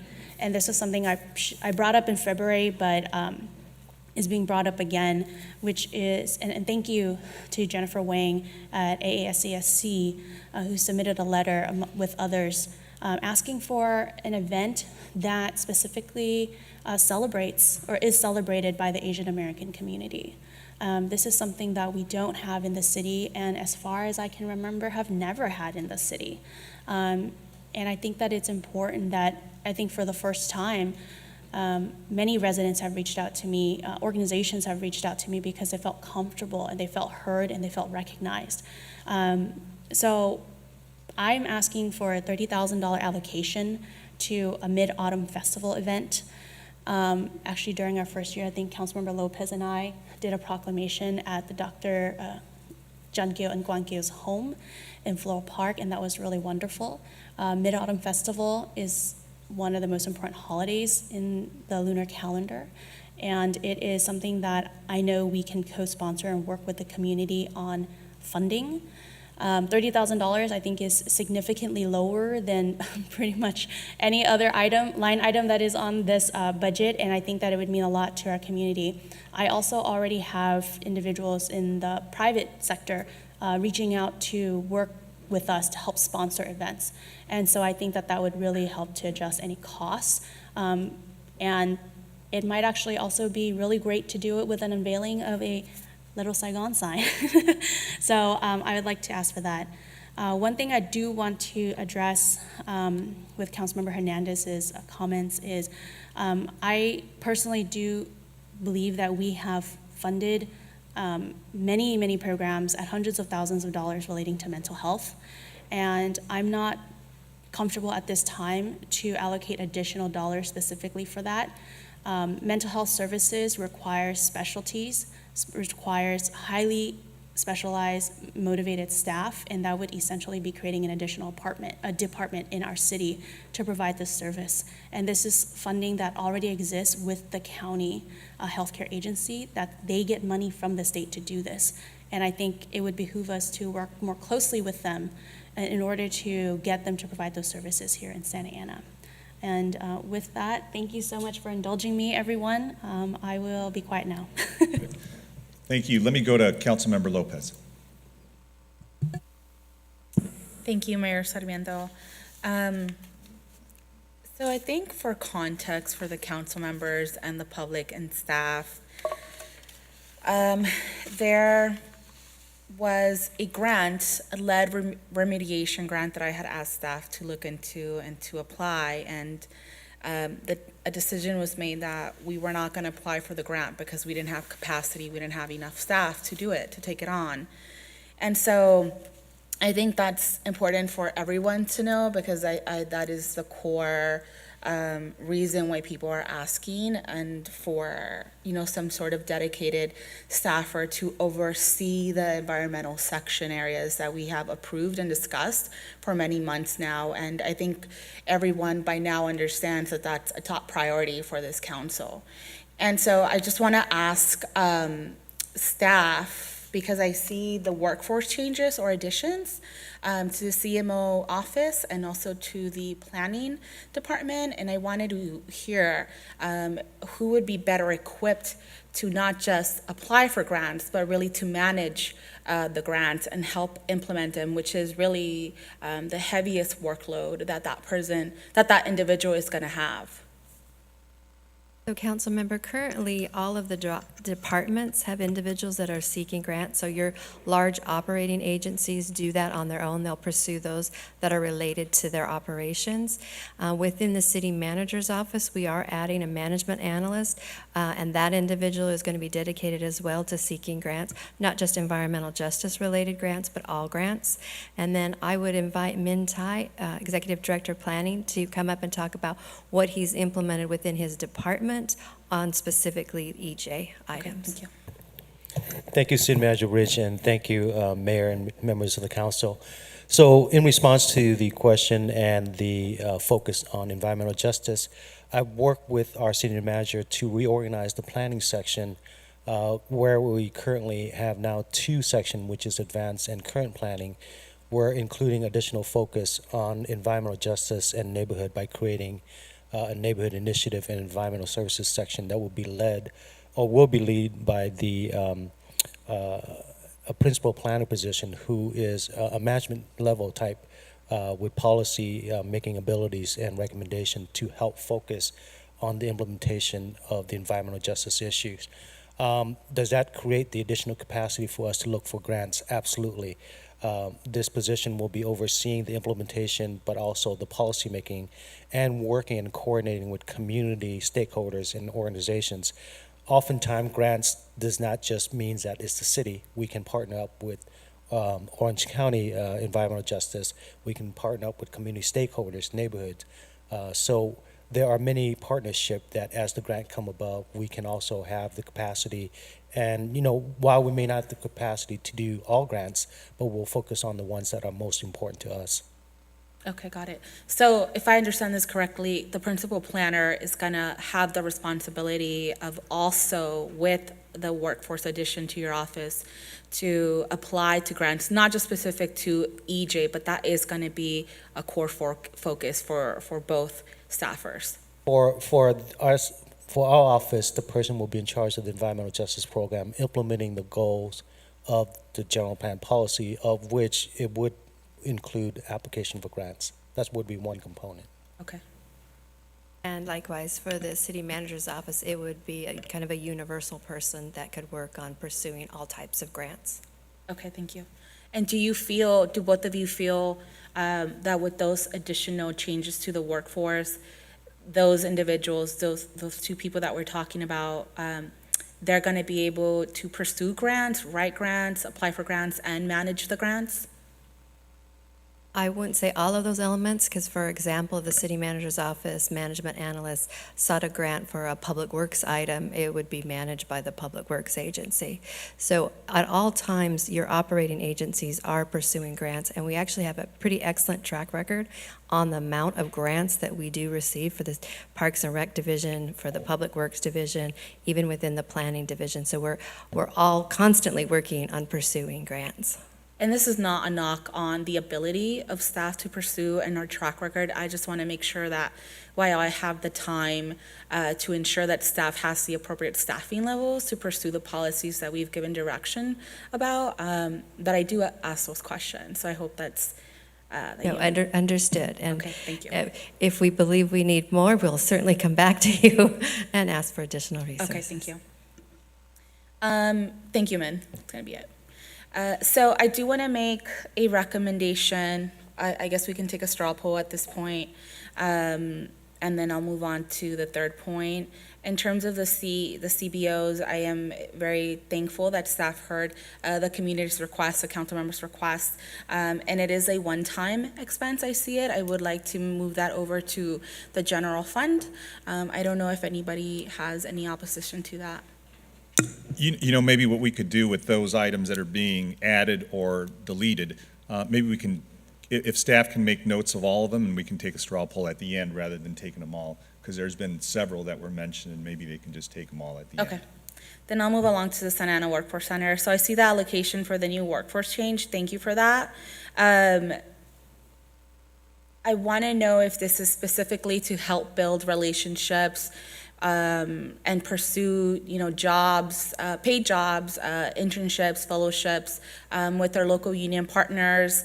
I want to know if there's some sort of a collaboration that the city has in mind with Taller San Jose, which I think does an excellent job of of helping to educate folks in those blue-collar jobs.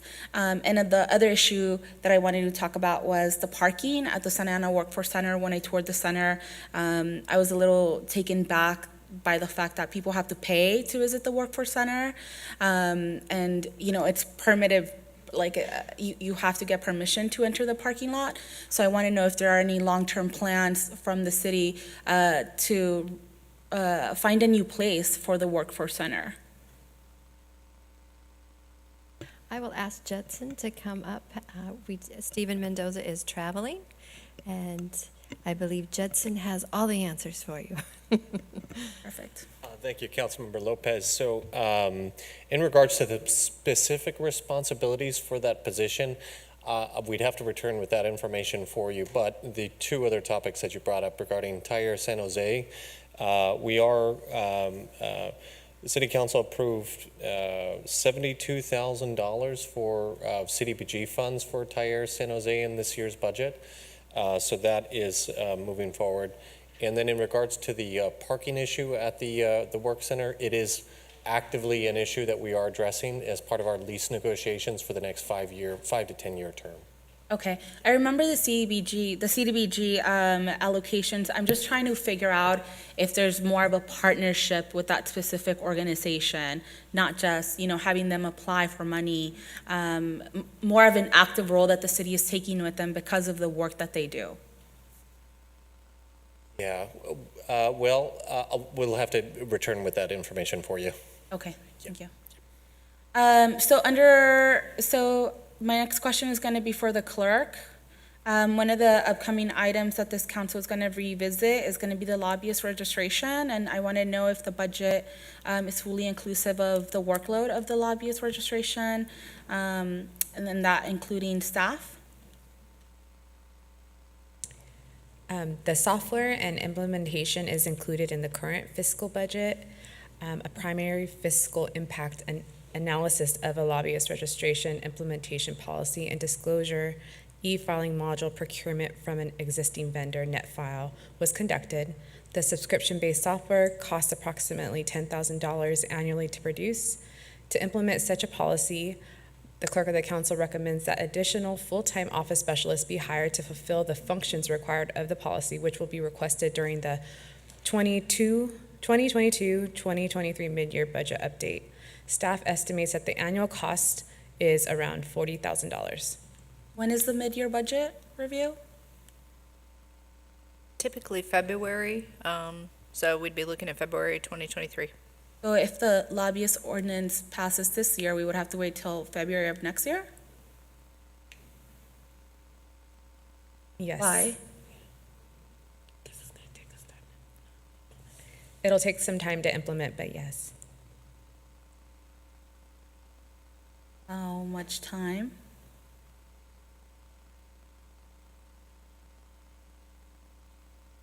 It's the first time it's being implemented in the city, so not really sure at this moment. We have to hire a consultant. Did the previous consultant that we hired give us a time frame of how long it would take to implement? We did not get that information at the moment. Okay. So I would actually like to see that being taken into account for the upcoming fiscal year. I don't think there's any need for this council to wait an entire year to fully fund and staff the implementation of a lobbyist registry, especially because I think we've heard from the majority of this council that this is something that they want to see. Under Parks and Rec, under the summer camp, I would like to see the return of Camp Catalina. And I had a question for our city manager, Christine. Is animal neutering something that the city has taken a role or responsibility in taking charge of? We have an opportunity, and it was listed in the initiatives at the last presentation, since we do the dog licensing component, and your dog licensing is a two-based fee. It's less for those animals that are spayed or neutered, so that we can, as the initiative, help educate individuals where they can obtain low-cost spaying and neutering. It wouldn't be free? Well, they have to go to a veterinarian's office to have it done. I know there are some vets that do pro bono, so we're going to get the information together and provide that at the time that we're doing the dog licensing.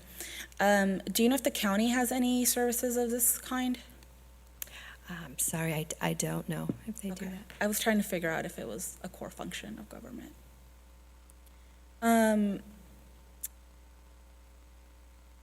So I wanted to also clarify that we don't have a finalized summary budget, and the public doesn't either, so maybe that's why there's a little bit of confusion. But last year we hired 3 code enforcement officers. This year we're budgeting for 5 code enforcement officers, and there's also a budget of hiring 4 more next year. And again, kind of to Councilmember Phan's point, if folks from the public have questions or concerns or are unsure about hearsay out there, you have an open line of communication with our staff and the council members, because we are hiring code enforcement officers and will continue to do that. It's actually a request from the staff when we've actually had meetings with them and asked our departments, what is it that you need? So I hope that clears up any confusion or answers that the public had regarding how many code enforcement officers we've hired and we are going to be hiring this year and next year. I also I had a question for Commander Rodriguez, sorry, maybe soon or in the future to be chief. But I just wanted to know if you could guarantee this council, if we hired 8 police officers, that we wouldn't continue to see the astronomical cost of overtime. Theoretically, if we hire more police officers, it will reduce overtime. And just to clarify on those police officers, I think it was said earlier, 8 for 1.2 million, and that was actually the cost on overtime for police officers. So technically it's 6 for 1.2 million. So ideally over time, in theory, yes, it is supposed to reduce overtime. It'll probably happen incrementally. So I can say that it will reduce, and I believe we have shown that it has reduced overtime in the past, slowly from previous budget cycles. Okay, got it. And then can you also let us know what the plan of the department is to help reduce crime? Yes, we recently implemented the community engagement division.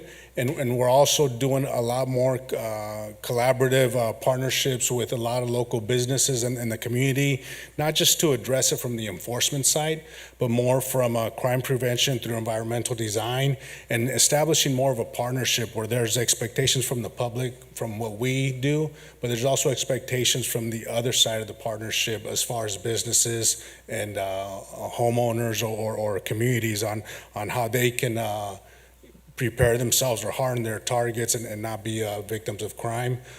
So we have that going on. We also, as was mentioned earlier, is trying to bring some kind of a community engagement, or not a community engagement, but officers, like not necessarily a directed patrol, but officers that are assigned to specific districts to be more community policing and more responsive to the council needs and the community groups and whatever their specific needs, because every community has their own specific needs. Got it. And how long have these vacancies been in place?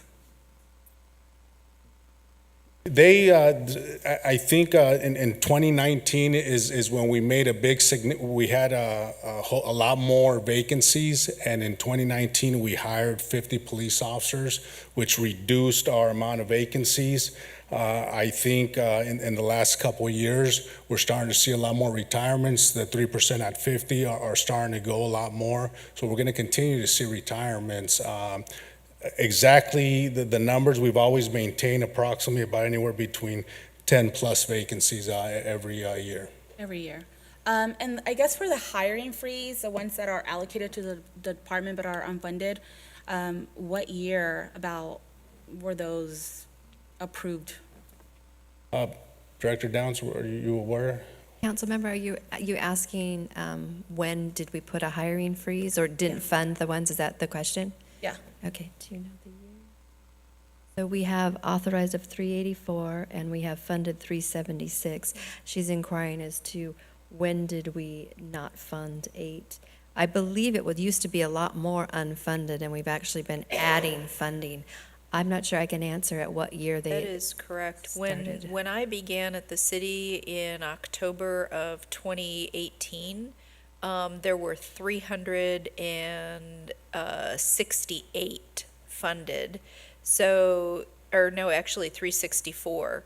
And it's been increased since then. And I know that 384 has been the authorized number for a long time. So I know it predates me. So we're talking at least probably 4 years. I think it would start to say that it predates me as well, for the record. So another question, I wanted to know if the PD, and thank you for sharing the plan to reduce crime here in the city, but specifically, are there any active plans to help with the preemptive efforts and aftercare for families of crime here? Because I see the big emphasis of enforcement, and I want to make sure that we're not forgetting about the families as well, and so I want to know what PD has thought about or is thinking about rolling out. I think it's important, for the department to have a partnership with community leaders and organizations, just so that we can all learn how to be most useful in supporting families of crime, de-escalating tensions in those specific neighborhoods that we're seeing crime, and reducing the likelihood of retaliation, especially when crime is gang-related. I'll share a quick story. There was a young Santa Ana Unified School District boy that was stabbed in my ward a couple of weeks ago, and I was getting calls, to help be at the site where all of his little friends were mourning, and they had candles, and people wanted to be respectful of the time because they understood that they had just lost their friend, but there was no other recourse. There was nothing else in place for them, the young boys, and for the families to follow. And so I had to call, somebody from the community and say, hey, can you talk to these boys? They're in your school. And we kind of went that way. And so and that seemed to be effective, right? Like, you can't be out in a neighborhood playing music at 2 a.m. You have to be respectful, even though I understand that you are mourning the loss of your friend, of your neighbor, of your brother. And so I just want to see and hear what are the suggestions or thoughts or the plans of the department to do some more of that work, like on the ground work?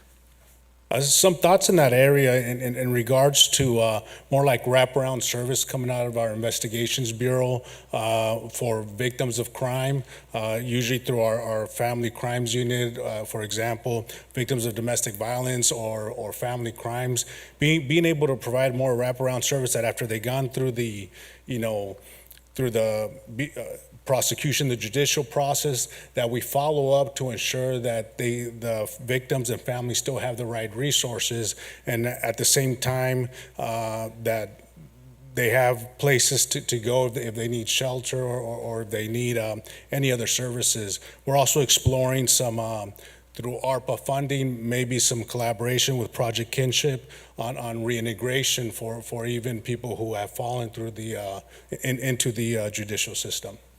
Okay, thank you. That's gonna conclude my comments, questions. Thank you.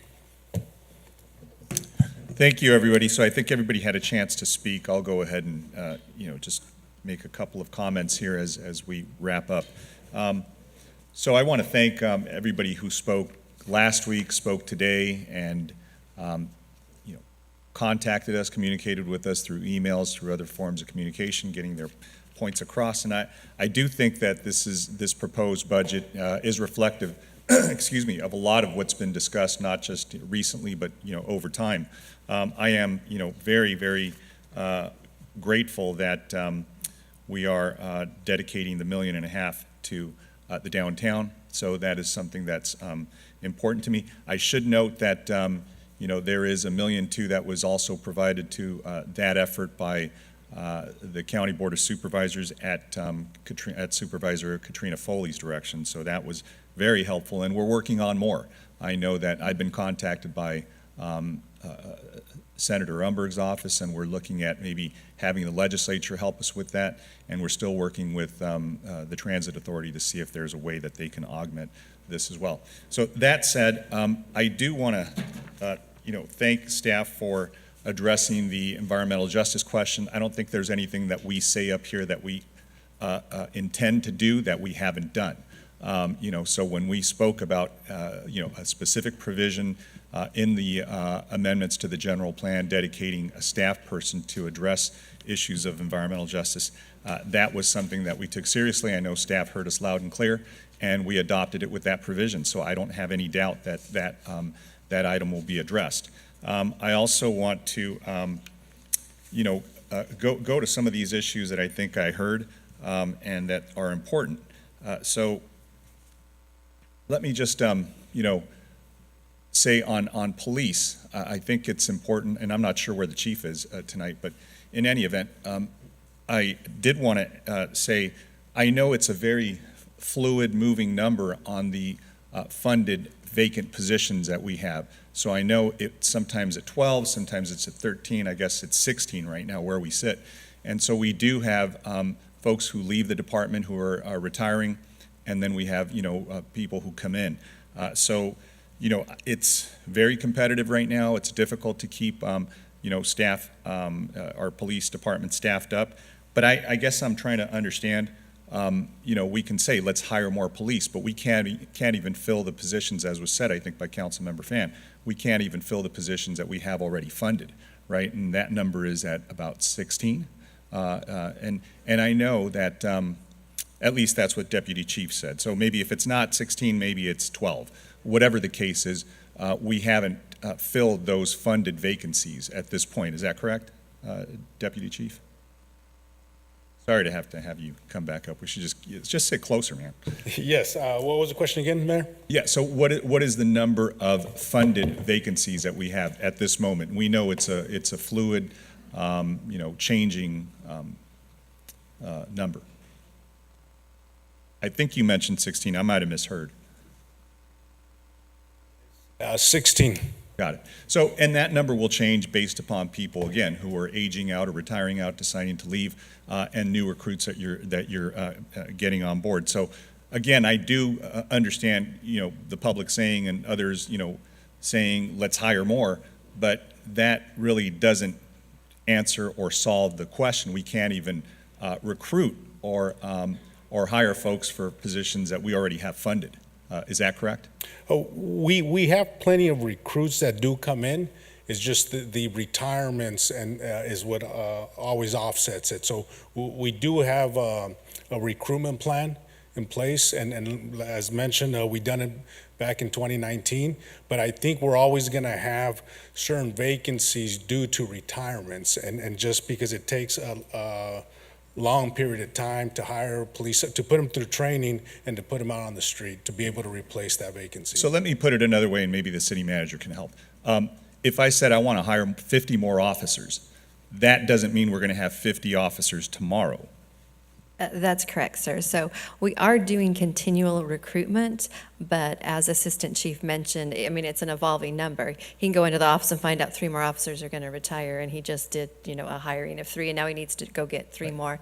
We have open and continually recruitment, but what he mentioned about the new officers, there is a pipeline and a lead time before they'd be fully uniformed and out on the streets. We also are doing lateral recruitments as well, which makes it shorter to get them out to the street, but it's getting tougher in the current environment to attract laterals. Got it. So, so let me get back to just where we are. So I think you're good. Thank you, Deputy Chief. So I think we're, and it's not like we're a department that is not at the top of or anywhere far away from the market, right? So where we are in the market is probably top 20, top 25% relative to other cities our size when it comes to police officer salary and compensation. So I think that it's an attractive city to work in because we're not at the bottom tier. We have, certainly a lot of premium pay options for our officers that come here. So I think what we have, what we're going to continue to do is just be competitive with other departments because we know it's just competitive everywhere generally. The only thing I would say when it comes to laterals, and this is more procedural and maybe not, with respect to budgeting, is and this was tough for me. I know that I know a lot of friends in El Monte who, just experienced this really horrible shooting, and I think I'm the only one up here who's lived through a loss of somebody who had family as a law enforcement, officer. My brother-in-law, who's a deputy LA County sheriff, was shot and killed when he was 33. So it is devastating, not just for the immediate family, but it's devastating for the community. And so, I think our former city manager became city manager in El Monte, and I think our planning director might have worked in El Monte. So we have a lot of ties to that community, and it saddens me that I'm having to contact the mayor there and send another letter of sympathy. In addition to the ones that we sent to Uvalde and Buffalo and Laguna Woods. So we're just experiencing these problems as a result of the rampant gun violence out there, and it's really tragic. But what I guess I would say to what we're doing with respect to recruiting, especially lateral recruitments, Deputy Chief, if you can share this with the Chief, when you do look at people coming into our department, and I don't know if we can do this or not given POBAR rights and everything else and privacy issues, but I would rather not recruit or go after officers that have bad misconduct or misconduct records, and maybe previous 1983, violations, possible, records of abuse of authority and excessive force. So to the extent we can, as we recruit, make sure that we recruit people who are responsible, solid, respectful officers. That's something that, I can certainly get behind.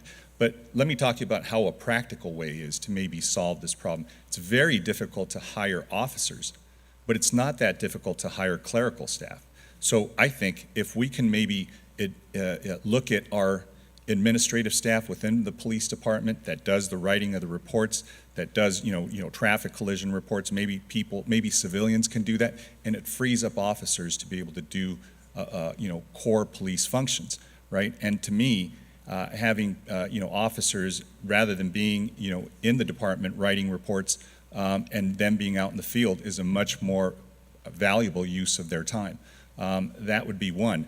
The other one is, look, I'm not sure how many officers we have here, and I like seeing them here, but, because they're very nice people, but I'm not sure if we need 4 or 6, and sometimes I see a lot of them. But, maybe we just have 2.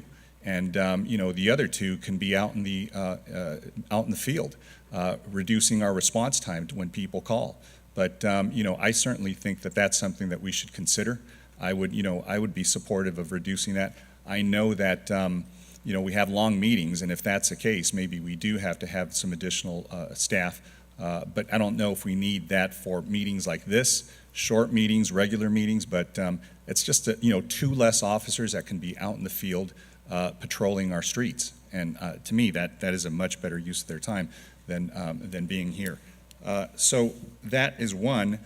When it comes to and I do want to thank this increase in youth services. It looks like from 2021 to 2022 to this year, we've increased the spending close to about $6 million, right? Because I think it was 20.8 million in last year, and now we're going to 26.3. I just want to remind everybody that 4.5 million of that is youth internship money that was received from the state. And that's something I advocated for from the governor's office with the other big 13 mayors. So, that is, one-time money. That's not something that is going to be recurring. So let's, just be mindful of that. But I do want to see that implemented well. So I'm glad that Councilmember Lopez mentioned the workforce staffer, because I know hopefully they'll be working on making sure that our youth get those internships and we connect them correctly. So I am supportive of that additional staff person being included, given that we have some additional monies as well. I do like the idea of we're already spending towards mental health. I do appreciate that. I think what we need in addition to that, and something that's mentioned, I forget what page it is, I think it's page 10 of the presentation. So the third bullet from the bottom, it's exploring potential locations for a third brick and mortar library. For a city of 300, and I don't think it's 330,000, I think there's an undercount, we're probably 350,000 people. To have 2 libraries, one main library and one very small library on New Hope is just not sufficient. And that's a big failure on behalf of the county, because the county should have looked at that as well and said, where do we need more libraries? And, they should have looked at our city first. We are not only, park poor, but we're library poor. So I hope that we can find a space, and I know we've spoken about this, Madam City Manager, because it's one-time money to build out a library. We can certainly find ways to go ahead and fund it, whether it's through cannabis revenue or some other source of revenue, to use that operationally going forward. But to the extent that we can use either revive monies or maybe some surplus monies towards a build out of a third brick and mortar, because I don't think it's just about books. I think it's about creating a space, right? And I think that goes to mental health, that goes to safety, that goes to ensuring that students have a place to study and a safe place to learn, and just do their work, be creative, whatever they need to do. But I think that if we look at where the main library is, right in the center part of town, you look at where New Hope is, it's sort of on the west end of town. We don't have anything in the south. So maybe that's something to look at. Maybe it's the Delhi Center. Maybe it's, an existing community center that we have that we can build out. Maybe it's the train station. I don't know, but those are our properties, right? Some of these community centers, and it wouldn't be a tough build out. I'm thinking maybe $2 or $3 million to go ahead and set it up for a library. We're going to need a temporary space for library staff as we go through and, revitalize and rehab the main library. So maybe as we look for temporary sites, that could be the site for a third brick and mortar. But I am really excited about that. I like bookmobiles, and they're great, but it doesn't create a long-lasting space for kids to be able to go in and do work on a terminal or do work, and just study inside. And I think that's what we're looking for as well. And on the, I think somebody mentioned community policing, and I really am supportive of that effort. And I think there's an intersection between community policing and somebody else that said trust building. I think community policing is trust building, but there has to be a little bit more on that. So that should come, hopefully, Deputy Chief, as you see us talking about how do we improve the relationship between the public and PD staff. I think community policing is one way of doing that, but there's other ways, right? There's other ways of doing that, and we were talking about, what they do up in Boyle Heights, out in, and they, I think the PD staffs or supports a boxing program. And I know that we have a great program here at TKO, and that's something that maybe PD can work with and help. There's a great model up there that they have out in Boyle Heights. So that's one thing. The other one was, I know we were looking for reentry programs and things that the PD could help with there. And I know that Project Kinship is always mentioned, but they didn't even apply for any grant funding. So, I'm a little concerned about that. But I bumped into somebody from Santa Ana College over the weekend, and they have a program called Project Rise, which the dean of one of the schools supports. And working with Santa Ana College would be a great way to, address this issue, because they do it from an academic point of view, and they have formerly incarcerated students that attend Santa Ana College, and the program is really, really impressive. So to the extent that, there's another option for you there, that would be great. I'll just finally say, look, I think the budget was very difficult because and it's difficult in a different way. I've seen budgets, and I've seen many budgets, and this is my, 15th or 16th budget that I've seen, where we haven't had money, where we've had to cut staff, where we've had to cut programs, where we've had to, put a freeze on hiring. I've seen very ugly budgets like that, unfortunately, because we've gone through a recession here. We've gone through difficult moments. We've gone through mismanagement.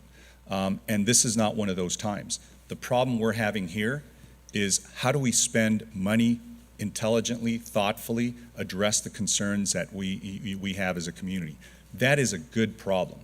That is an enviable problem to have, given what some of our other neighboring cities are dealing with right now. So I am very proud of this budget. I'm very proud of the staff that's worked on it, but I'm extremely proud of the public that's helped guide us to get to this moment, because they're the ones who dictated what they wanted to see inside this budget. So I am going to be supportive of that. I'm not supportive of increasing anything, but I'm also not supportive of decreasing anything.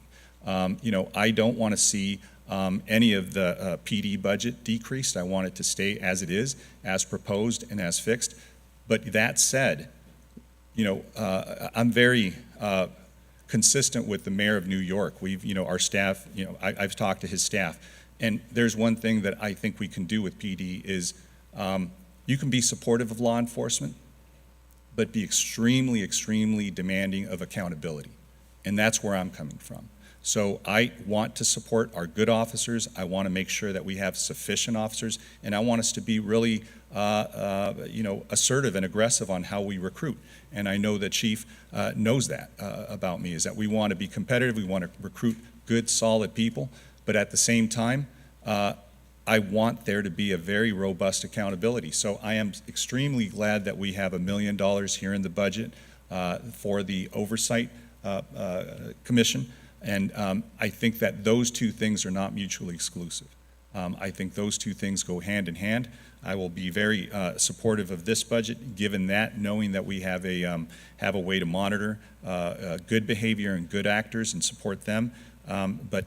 But that said, I know we were going to go through sort of a straw poll on some of the things that you have. So maybe if there's if there's a list that you took down of things. So, Mayor, while we were taking notes, we also prepared a slide that has the list of the items. So what you'll see on here, and please correct me if I missed Sure. anything, these are the items that would require a monetary change in the budget only. So some of the other directions and desires and asks that you have that did not have a monetary change, they're not included on this list. Some of them, staff would need further direction should there be a majority of you interested in them. And I will leave it up to you, Mayor, as to how you want to run and how quickly you want to do your straw poll. Sure. Maybe what we could do is we'll go one by one, but if there's any additional questions or additional adjustments to that, go ahead. I have some questions. Now that Chief Valentine's here, would you mind coming up?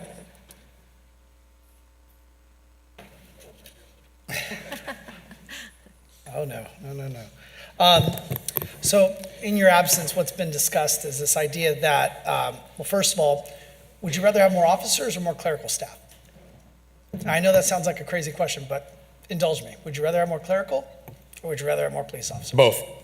Okay, but would you rather have more of one or the other? Officers at this point. Thank you. And so what we've been discussing is this idea that, so right now we're currently funding 376. That number has stayed static for how many years now? At least 3, 4, maybe more? At least. Okay, so we've stayed at 376. We have not increased. What was discussed was that we are currently at about 360, 366 currently on staff. So in the past, and I'll let you tell us, so you were tasked at one point to bring on 50 additional officers, correct? How long did that take you? It was actually 67 police officer vacancies. Okay. And then by the time you add attrition, it was really a task of over 100 officers over 2 to 3 years. 2 to is 3 what years. it took. So that's remarkable. So what I was asking before you arrived was that we look at funding 8 officers. You were able to get, you said 67 officers in 2 to 3 years.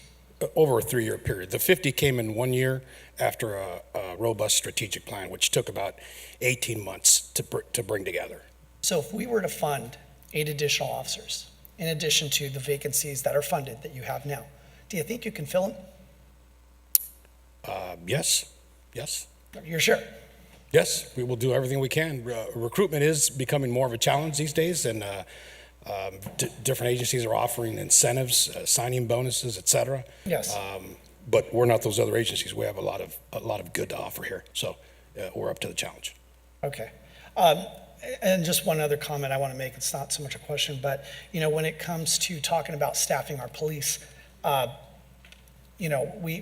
I appreciate that you do coffee or donuts with a cop, and you do these PR events. And I think that you really could do less of those if we had more officers assigned to specific communities, in my opinion. I'm not saying we wouldn't do those other events, but I just believe that by having more officers that the community knows, you don't really have to introduce the officers because the community would already know them. Just one other thing I want to bring up is the idea of accountability versus staffing.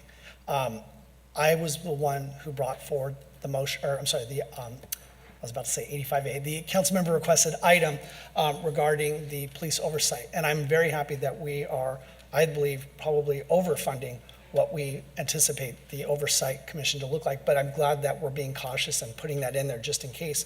But, to talk about accountability versus staffing, I feel like that we absolutely want the best officers. In fact, a question that I have is when you and your staff looks at hiring officers, is there any way that an officer lateraling in would come in with, I'm going to use my term, blemishes on their record? For instance, maybe they've had discipline from other departments. Do we take on other departments' headaches? Nope. Not at all? Not at all. So you don't need direction from us to do that, correct? No. Because you already do that? Correct. Perfect. Those are my comments and questions. Thank you, Mayor. Thank you. Why don't you stay there, Chief, for a little bit? What's easier to? Yes. Let me ask you. What's easier to recruit, a police officer or a clerical staff? Well, it takes much longer to recruit and process and hire a police officer. So, yes. If we had somebody that was available to do some clerical work and free up an officer to be in the field, isn't that what we want? As I said before, Mayor, we need and want both, really, because one part of the police department can't do its job as effectively and efficiently without the other. We need civilian staff to support frontline police officers and vice versa. Right. So I don't want what I said to be misinterpreted. We're not saying clerical staff is more valuable than a police officer. The point is if you can't recruit officers quickly enough, and because of attrition, we may be below what our target is. To the extent we have to work with what we have, the more ability that we have to have officers not inside doing clerical work and outside doing field work, that'd probably be the optimal. Correct. Okay, thank you. And so I think, yeah, things get misinterpreted and distorted, and we try to pander sometimes and say we want more of this and more of that. The idea is, look, we just have a challenge like anybody else, not because of our city being less supportive of law enforcement, but I think all communities right now are trying to recruit good officers, right? I think it's extremely competitive out there. We know that there is a demand for good quality officers, and reminding you to make sure that when you do lateral recruitments, that you go through a really extensive background check to make sure discipline won't be an issue, or we're not inheriting somebody else's problem.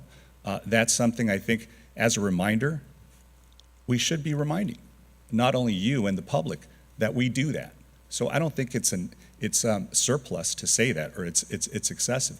Those are things that are important, because you don't want somebody in your department that's going to endanger the public or your other officers. So in any event, I think what we said is fairly clear. Again, distortions matter. We want to make sure there's clarity. I think, again, I am very supportive of what you're doing. I think you and your department are doing what we think is important, is addressing the issues and trying to make sure that we have people out in the field. And I know that you're going to a model where you're going to be having different grids, I think, and having somebody that's responsible for each of those, and having a point of contact, and that's going to be helpful as well. So in any event, thank you for that, Chief. Maybe what we could do is we can put that item up again, the list, and we Certainly, can go through those. Mayor and council members, I really like your suggestion, because I think it will move quickly. So we have, it's a numbered list that we'll put up on the screen. So then if you could go around, and if you could just say which ones you're supportive of, I'll do the tally as you provide each council member the opportunity to weigh in. Got it. Go ahead, Councilman. Sure, go ahead. Let me go with Councilmember Fan and.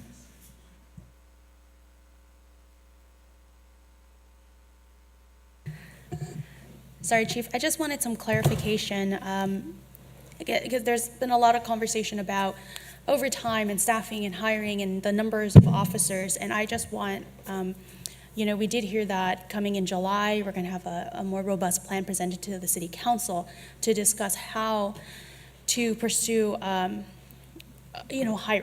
right, to work on that. City Manager Ridge, you mentioned, but one area that I have seen some residents comment about is, well, let's take the allocation from field operations overtime and reallocate that to, for example, more funded positions, officer positions. My initial thought is that, well, we're already not able to fill our current vacancies, and so I don't think that would solve the problem of having officers in the community per hour, right? You have to staff officers per hour in this area at any given time. So I guess I want to leave it to you. Tell me, do you think moving that kind of money from overtime to fund more positions is useful to you right now, or would help address this issue, this concern? Thank you for the question, and I apologize for not being here for the entire session and not getting the full context. So hiring and seeing the impact of hiring police officers takes time. And so just 5 short years ago, when I took over as chief, that was the reference point of 67 vacancies plus attrition. It well exceeded 100 police officers that had to be hired. So fast forward today, we're running about 15 vacancies. If we're talking about putting on the authority to fill up to the 384, which is the additional 8 officers, that I certainly welcome that. There certainly is a need for that citywide with what we do. How we get there and how much time it takes us is the question. And so to say we will, reallocate overtime funding to hire the additional 8 police officers, I would need some time to go back and look at the numbers and then come back to you and say, okay, this is the proposed offset. And it would be an estimate because, again, it takes time. We're talking about recruiting and retaining quality officers.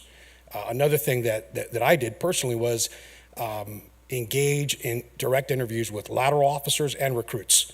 So no one comes into the Santa Ana Police Department that has prior history, especially lateral officers. If they have an open internal affairs case, they're not getting a job offer, period. No matter how major or minor it is, it has to be cleared, right?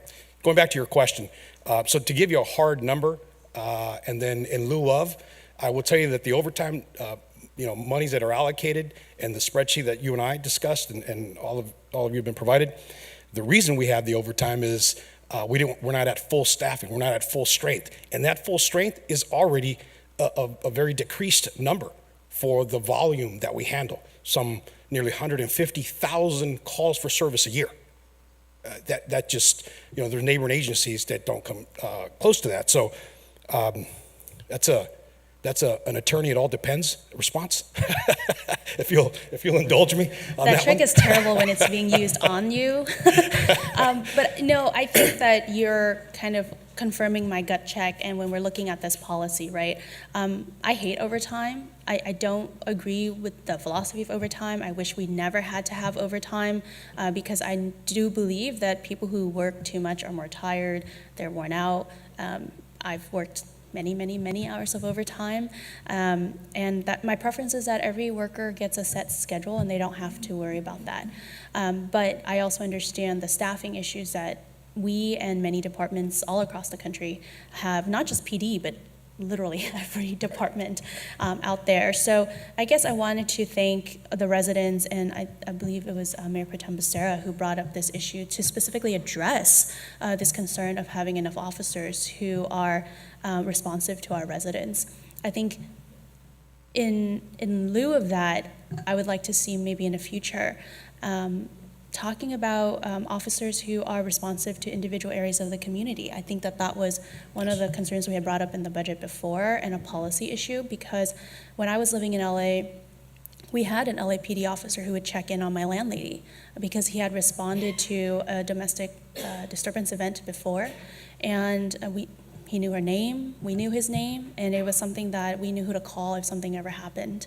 And I think that is something that residents do deserve here, and something that we can look into implementing with our existing force if possible.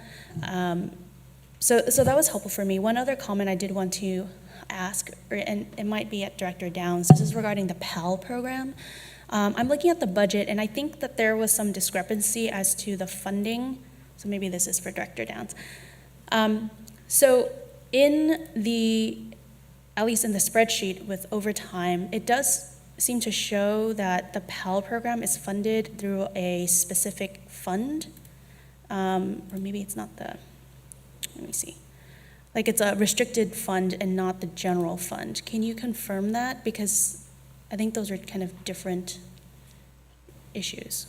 Yeah, there was there's a summary in the budget document that showed Fund number 24 as being for PAL. Fund 24 is a restricted fund. It's for police activities and programs.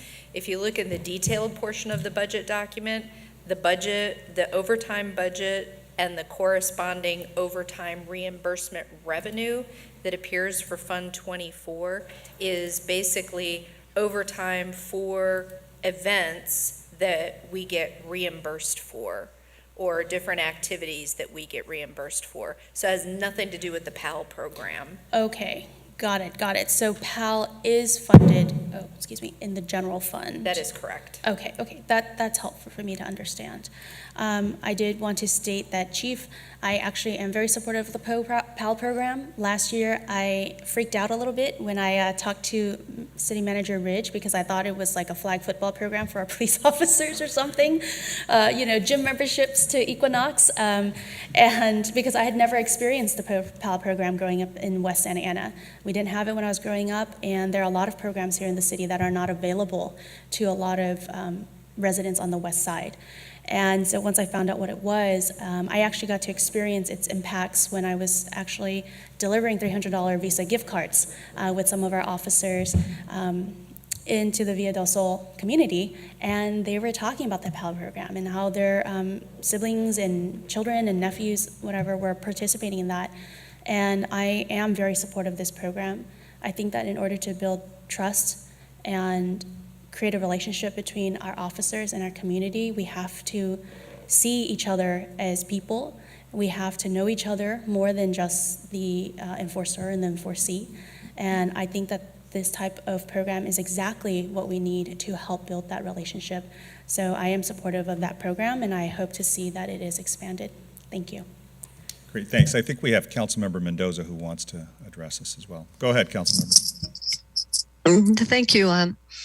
I'm supportive of adding more officers for this fiscal budget and also for ongoing, because it's not the same as we could add more clericals, but they will not be able to go out into our community and carry guns and protect the crowds from a massive shooting. So I would suggest that adding the officers as indicated would reduce the overtime, and we wouldn't have officer fatigue. We'd have fresh officers on duty who are going to do exactly what we promised them, is in keeping our public safe. And so while I advocate for more clerical, it is essential that we add more officers, and we need the personnel who are trained in using guns, in protecting the public. So, and I understand that it may take a while in getting recruitment and getting these positions filled, but we've got to start somewhere. And once we open up those positions, we will get a lot of interest, and we will have new hirees and new police officers. So I encourage my my colleagues to think about this. What dollar would you put on a life? And we can't think about that the police budget is off balance, because it's not. It's not. We need to keep our city safe, and if we're going to start talking about dollars and not bring these officers on, we could be responsible for someone losing their life. So we need to keep these officers. We need to bring new officers on. Don't think about the dollars. Think about the lives of the public. Think about the lives of your own family members, because it could be us next time involved in a mass shooting. Secondly, I had neglected to mention my support for the PAL program, and Councilmember Tai reminded me about the benefits of having such a great program in the west end of our city, and I would like to ensure that we have the same kind of services in a second PAL program in the east side of our city.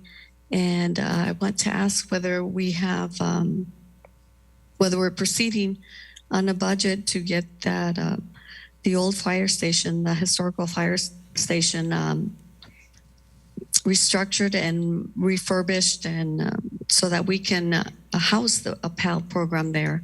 Or if not, maybe we could start looking for another facility, but definitely that would be the ideal place. And so, City Manager, do we have a line item for the old fire station to get refurbished? So Councilmember Mendoza, you did allocate dollars so that we can do a rehab of it for a multi-purpose room. We have received many suggestions for the use of that, one being a PAL center, one being something associated with the library, and another one with being a nonprofit. So we'll be returning to council to get direction on which one of those you want us to pursue, whether it's an RFP for a nonprofit, or whether you do want to make it a PAL program, or whether you want something else at it. But right now, I don't have a majority direction as to what ultimately will be programmed in that building.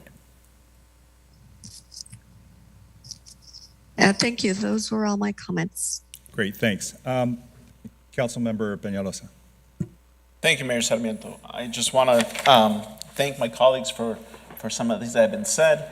Specifically, Councilmember Hernandez mentioned Birch Park and the potential activating of that area with the playground or whatnot. Just very supportive of seeing some child-friendly amenities go into that park, very needed.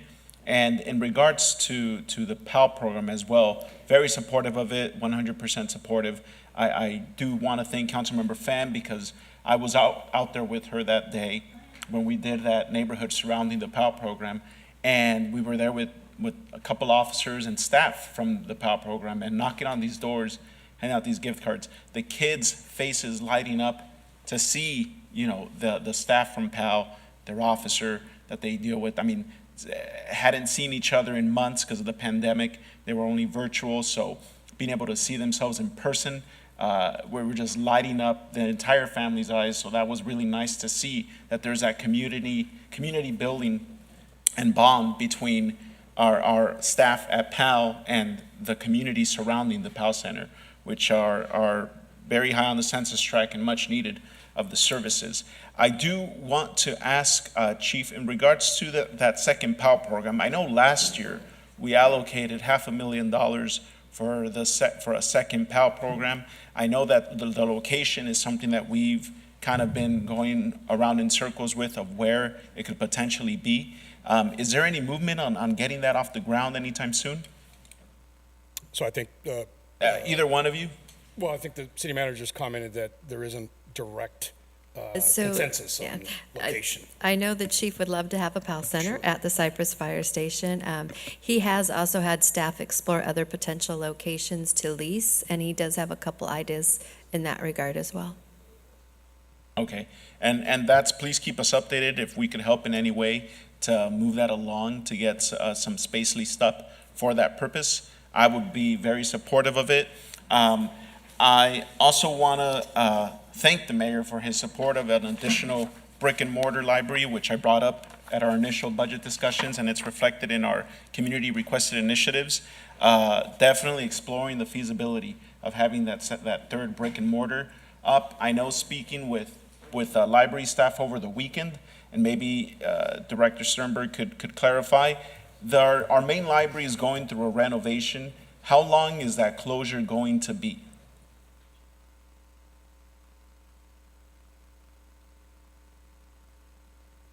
Good afternoon, Mayor, members of the City Council. Thank you for that question, Council Member. We anticipate probably somewhere between 12 to 18 months for the closure. So that's why we're definitely looking at a temporary location option, and perhaps something that could even become a more permanent location. So we're starting to explore that currently. Yeah, I think that's something that's when it was first mentioned to me by the bookmobile staff at Memorial Park over the weekend, that the closure would be upwards to a year. I mean, that sent chills down my spine, because that is 50% of our library system completely closed to the public. So if there's a way where we could, and I saw how popular the bookmobile was and how we're able to send that service out to the community. So if there's a way that we could, I know we have plans to do pop-ups around our park system in our neighborhoods. The bookmobile is obviously one area where we could expand on that, but if there's a way where we could borrow, rent, lease, get some kind of vehicle quicker so that we could, in that meantime, when that library is closed, and we could provide additional library services, and even looking into our community centers throughout the city while that closure is because that's coming soon, right? Yeah, well, so we're still in the design phase, so we still got some time, probably about 12 months before we're probably ready to start closing. So we got a little bit of time, and also during that time, we do plan on launching our Teen Time program, which has been discussed, and that will go out to community centers throughout Santa Ana. We may either, rotate around to a couple community centers and have our librarians embedded in those community centers doing programs focused especially for teens, LGBTQ plus focused programs to make sure those that demographic really feels invited to use our library services, and then a focus on tech as well, things like robotics, STEM technologies, and that. So that's going to kick off too. That's good. Thank you so much. And it's important for me because in speaking with some of the families that on Saturday with the bookmobile, they said that they visited our main library in the past, but that they refused to go back because they encountered a lot of transients around and in and around the library. And I want to, say that that was probably due to the illegal private homeless encampment that was just a stone's throw away from it that we took care of. But that was something that these families, brought up to me. They said, hey, we don't like going to that library because of what we see surrounding it. So also happy that I know you've done a lot of things to help mitigate that, and I thank you for that. So thank you. Just know that you have my support of expanding our library system anywhere we can, and I definitely want to see that take place. And that's it for the library system, Director Sternberg. Thank you. Thank you so much. And the one just final comment in regards to the PD, and I have one more for one of the other stuff that was mentioned. I know we received a letter from Congressman Lou Correa about the gun buyback program, and that is something that definitely want to see, but I want to make sure that that buyback amount or whatever monies that we're going to use to buy back all those guns that anybody wants to bring forward, no questions asked, that is already, I can't imagine it would be an outrageous amount, but that is already something that's budgeted within the police department, correct? I will have to defer to the chief. I know that there's grant opportunities to also fund gun buyback programs. So I don't know if he's anticipating pursuing a grant or if he has available in the proposed budget. Yes, so we don't delay in taking action before we receive grant funding. We're going to move forward with a gun back buy program. And the congressman did obviously send a letter to the mayor and to the council, which I am in receipt of, and we're prepared to move forward with it. And prepared to go after any grant available, and even, I don't want to sit here and say we applied for a grant, but we won't see if we got granted or whatnot, or awarded for another 6 months to a year. I know it's something that we all discussed and kind of want to see in the next couple of months. So making sure that we have some funding available within, whether it's community engagement bucket or whatnot, that would be something that I'd be supportive in seeing. And thank you, Chief Allington. And one last thing with he's back and forth. No, not you. And in regards to increasing of mental health services, I want to agree with Councilmember, I believe it was Fan. We already have a county health agency that is supposed to be vested in addressing this issue in our city and county, which is huge. But we all know that they've been doing a failure in doing so. So I would hope that we don't try to replicate or duplicate any mental health services that the county should be doing. So I'm not supportive of seeing any funding increased by any amount to anything, especially because we are currently in the middle of a lawsuit against the Mental Health Association, MHA, over on Warner and Main Street, which is in my area, and I think Councilmember Becerra's, because we were having issues with that entire neighborhood, whether it was Delhi, Madison, or Memorial Park and Industrial, just seeing the remnants and the impact that having a nonprofit that's not qualified attempting to provide mental health services at this thrift store.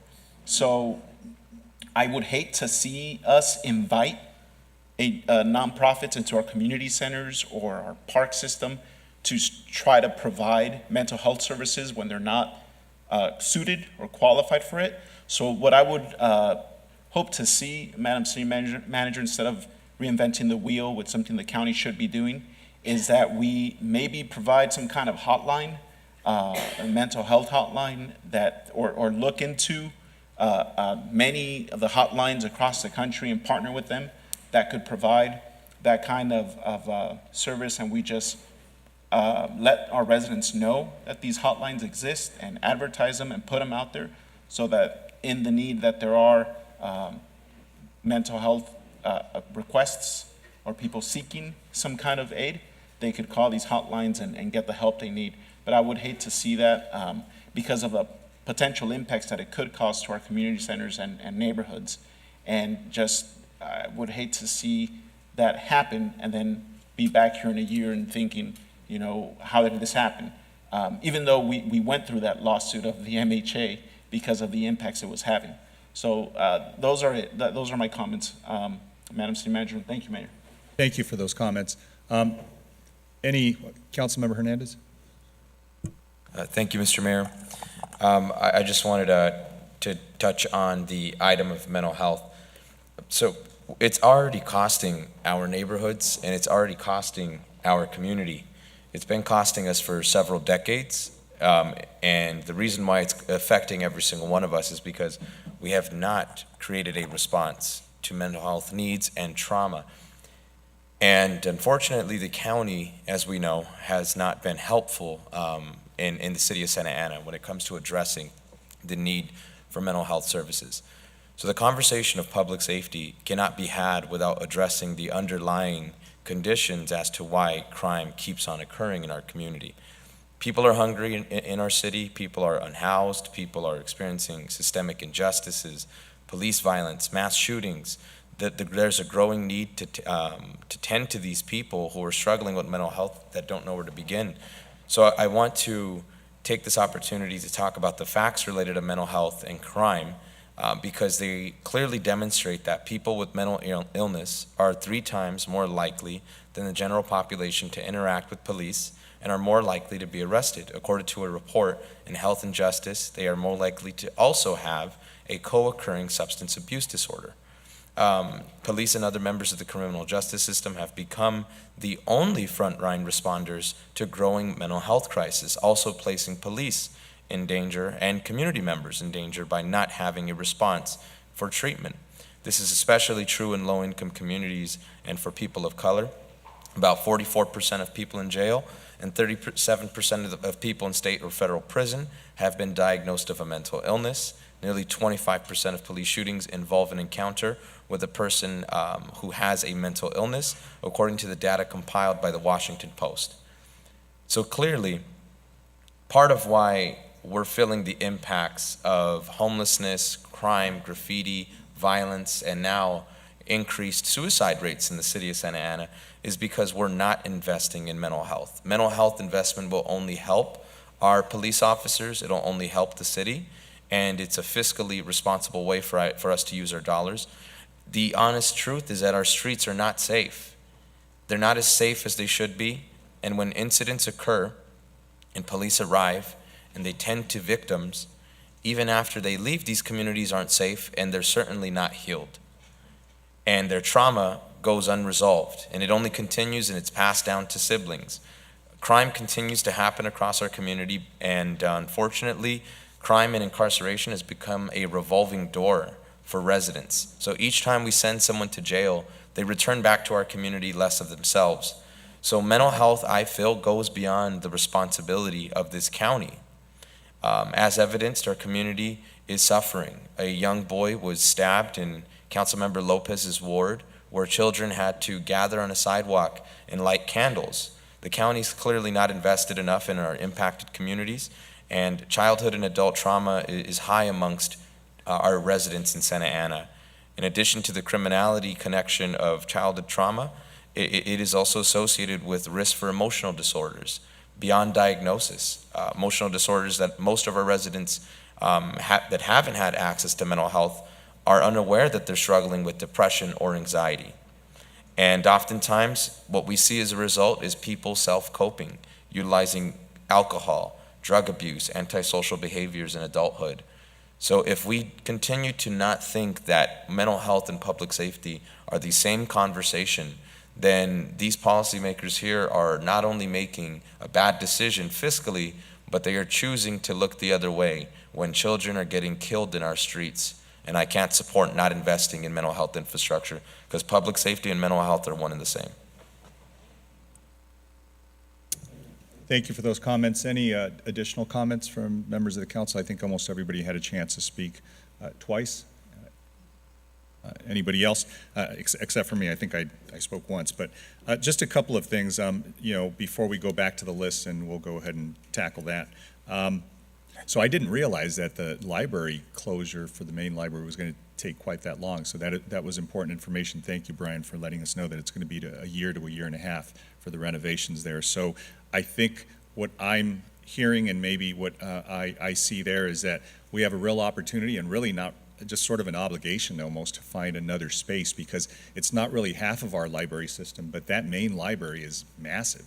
So compared to, New Hope Library, it is, it dwarfs that's sort of a satellite library. So to the extent we can maybe move on that a little quicker, that would be really helpful, and a space that not only accommodates staff, but obviously, gives us a good space for our students.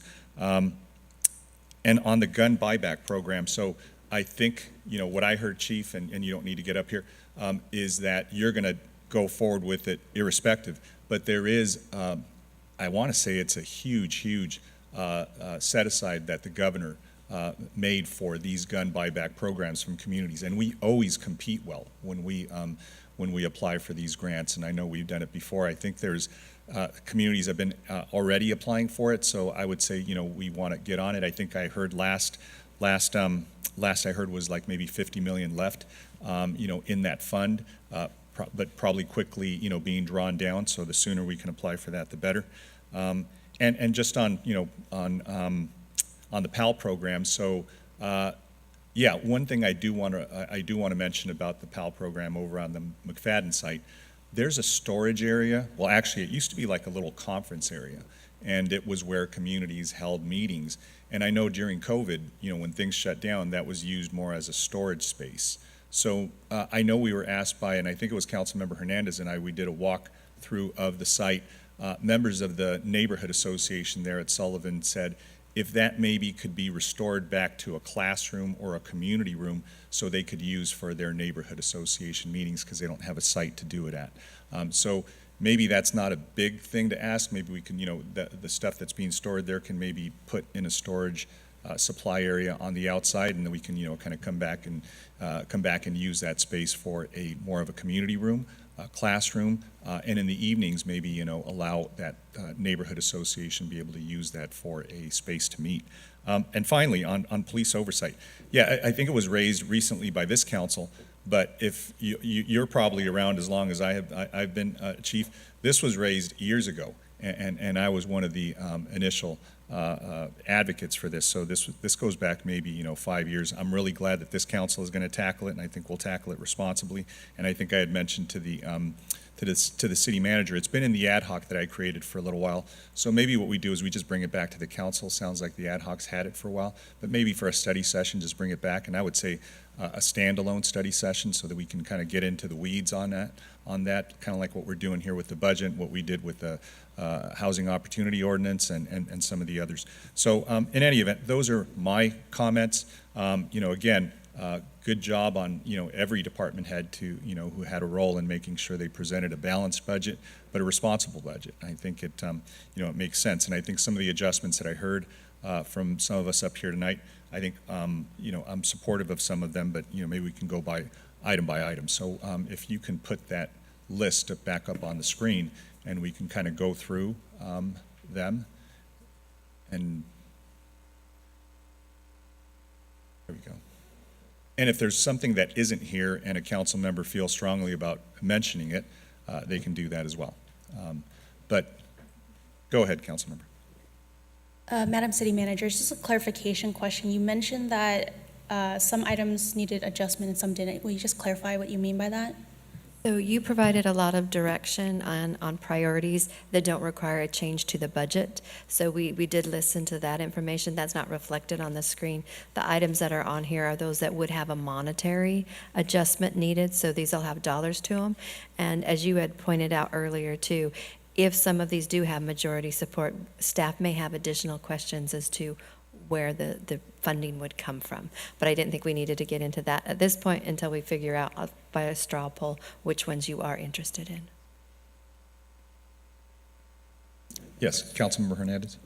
Yes, thank you. So I would say in the increasing arts grant, I would increase it from 100 to 200,000. So I would make the proposal to increase it by the same exact amount, just doubling it. I would then also add, I know Councilmember Mendoza mentioned it at the last time we had a budget review, that she wanted to see the Chicano Heritage Month funded as well. I would also like to echo my support to see Chicano Heritage Month funded.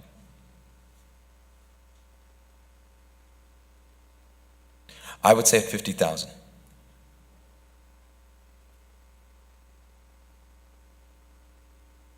And, let me go ahead and I'm going to call on Mayor Pro Tem, but just a quick question for you, Chief, and this is something that as we're asking for things, we also have to identify things that we might be able to reduce.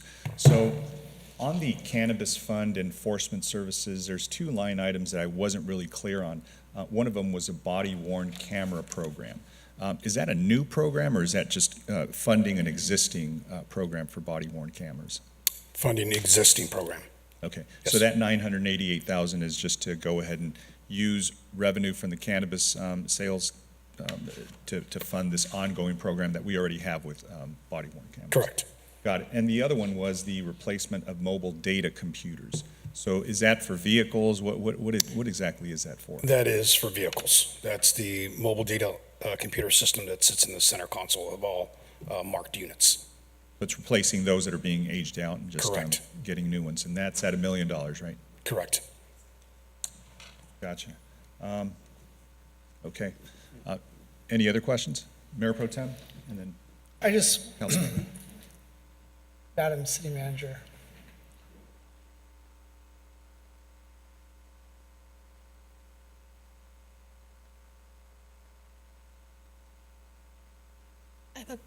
I had a question for you. So when we talk about increasing the sworn officers' authorization to 400, so just so that everybody understands that we're all on the same page, increasing it to 400, I'm sorry? It makes a change in the budget, but it doesn't impact monetaries. Is that where you were? That's what I want to make sure we understand. So whether we do it up to 380, 390, 400, at the end of the day, we're not, right now, by doing item number 2 on this list, we're not reallocating funds, we're not increasing, we're really living up to what we as a council adopted in the general plan, which is as funds, as resources become available, we would look to fund additional officers in the future. You're correct, sir. Thank you for the clarification. It does make a change in the budget, but not in the monetary element of the budget. We do have for every single department the authorized full-time account. So it will be, if approved by the council, it will be a change made to the budget document, but only in the FTEs. And just for clarification on what I'd recommended for item number 2, I wanted to do an incremental increase in the authorized amount, so to do an additional 8 this year and then another additional 8 in 24, 25. So is that related to the first item on there? So no, item 1 is shift up to 2 million from PDOT. So that's an actual monetary action. What I'm saying is for the authorization, rather than just say, I mean, my colleagues are willing to indulge it, I'm open to it, I'm not going to oppose it. But if they're not, maybe the appetite would be to do an incremental increase up to 400. So for instance, to do 8 in the upcoming fiscal year and then 8 in the following fiscal year, so you'd have it in 23, 24, and 24, 25, so we would arrive at the 400 authorized. Okay. All subject to finding funding in the future. Correct. Thank you. So just to be clear, is that sort of aspirational? Is that what we're doing? It's a goal for sure, but it is an element, a count element that is captured in your formal budget document. Got it. In any event, so let me go to Councilmember Peñalosa and then to Councilmember Lopez. I'm good, Mayor. Thank you. Great. Thank you, Councilmember Lopez. Oh, thank you. Do you need the library item to be up there? Because I would imagine that that's a monetary change if we're actively looking for a new library space. We presented it in the presentation at the last meeting as one of the initiatives that we don't know the amount that would be needed. We have already taken into consideration the funding that's going to be needed for a location while the central library is undergoing its transformation. Our hopes would be that that location could become a permanent location as opposed to a transitional location. So right now, I don't have a figure that I am seeking. Okay, perfect. That was my only clarification. Great, so we can go through this a number of ways. Maybe we can go council member by council member, and then they can look at this list and, you know, say they're supportive of items on this list, and then you can take notes of that, as opposed to maybe going item by item and all of us voting on, you know, Yeah, each thank one you, of Mayor. those. That'll take All we longer. would need is what numbers they are in support of. That's all. Got it. Why don't I go by our order. I'll start with Councilmember Hernandez. Thank you, Mr. Mayor. I'm supportive of seeing the shift from PD overtime to the additional officers. I'm supportive of that. I am also supportive of the 1 million for mental health. I'm supportive of the increasing the arts grant funding from 100 to 2,000. I'm supportive of the executive assistant, supportive of the equity, diversion, and inclusionary training.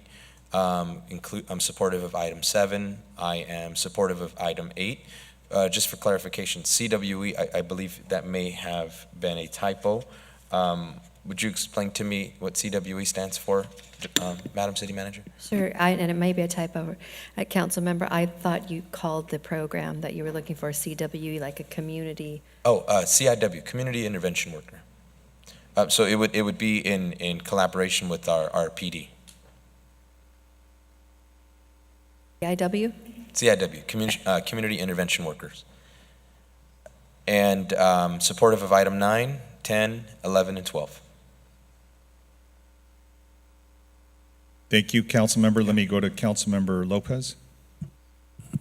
Okay, I'll start from the bottom. I'm gonna support 12, 11, 10,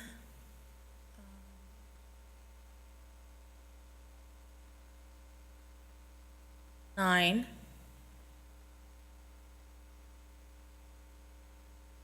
I'll support 8. I'll support 7. What is 6-4 exactly? That was suggested by Councilmember Hernandez to provide $100,000 to do training for city staff.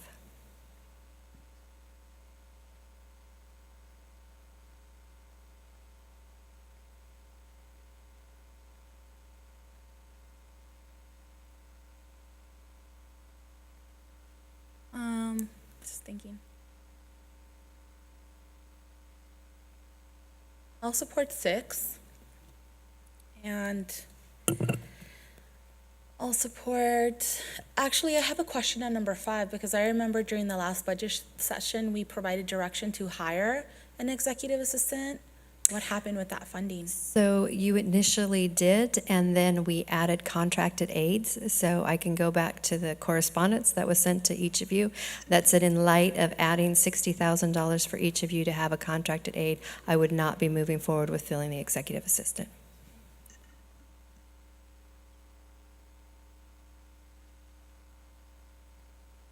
I'm supportive of 4. I'm supportive of 3. I fully support mental health.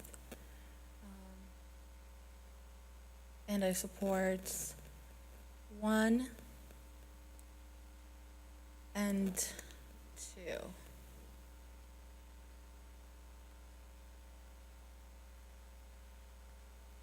And I think that's the whole list, right? So,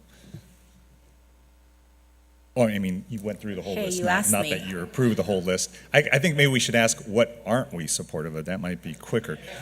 So, in any event, let me go to Councilmember Mendoza, and I'm not sure if she has this. Does she have this slide in front of her? Yes, I have it. Go ahead, Thank you, Mayor Councilmember. Sarmiento.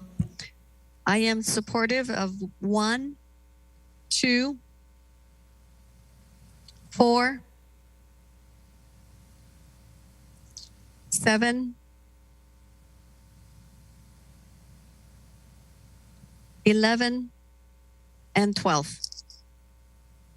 Great, thank you. Let me go now to Councilmember Peñalosa. Thank you, Mayor Sarmiento. I am supportive of number 1, number 2, number 4, and the number 10, and number 11. The question I had, Madam City Manager, just clarification of the Chicano Heritage Month. I'm supportive of us celebrating our Chicano heritage, but is this would be added on? I guess I'm confused as to when exactly Chicano Heritage Month is. We're not talking about Fiestas Patrias in September, correct? This is in March? Sir, I have the same question for that one, because you're celebrating and you provided funding for, in the proposed budget, for Hispanic Heritage Month, which includes Fiestas Patrias, a part of that. So my question would be, is this a completely separate requested event? And if so, like what month would that be? Yes, so this would be completely separate. This would be for the month of August. I don't identify as a Hispanic. A large part of our community identifies as Chicano, which is Mexican descent, born in America. And so the month of August would be Chicano Heritage Month. That is the month where the Chicano moratorium took place. It is also the month where a lot of historical figures from our community, most notably Ruben Salazar, the first Mexican-American journalist in our country, lived in Santa Ana. So there's a lot of historical context as to the month of August. Okay, so I guess because we already have Hispanic Heritage Month that we celebrate, maybe there's a way that we could change the name so that it's encompassing of every aspect of what being a Latino is. I would like to see, though, the Asian cultural event increased from 30,000 and maybe take that Chicano Heritage Month, because we don't have any Asian cultural events in the city, and the fact that we have Hispanic Heritage Month in September, and now trying to see if we could add a Chicano Heritage Month in August, which is August, 2 months side by side each other, and we only have $30,000 for Asian cultural event. I think it's a slap to the face of our Asian residents in the city, and because of how large and the different aspects of Asian culture is, I would be not supportive of 12, but supportive of seeing that amount plugged into number 11. And I know that was Councilmember Fan's request, so I'm not sure if you were even open to that, to see that increase of that amount. That would be what I would recommend. Great, thank you for that. Let me go now to Councilmember Fan. Thank you. So I'm also a little bit confused, because I know that in this list, right, we also requested anybody who had a request on the list also point to where you want to adjust the money or where you want to get the money from. So regarding number 1, I am supportive of that. It is very important to me that we do get the funded vacancies filled, and I am supportive of hiring more officers in order to alleviate overtime needs. I made it very clear, I am not a big fan of overtime, but I do understand that we need that staffing whenever that happens. So I will be checking at the mid-year budget update to see where we're at, what we're doing to get out there and to hire folks, so I will ask about that. I am supportive of item 2. Well, first, with item 1, that doesn't add any money, but it's clearly shifting from OT to unfunded vacancies, and what you do in your departmental budget is what is, your discretion based on what we approve here. For item 2, I am also supportive of that. That, again, doesn't technically add any dollars to the numbers. Essentially, they're unfunded vacancies, but they are authorizations. I am not, let me see. Let me just go down the list.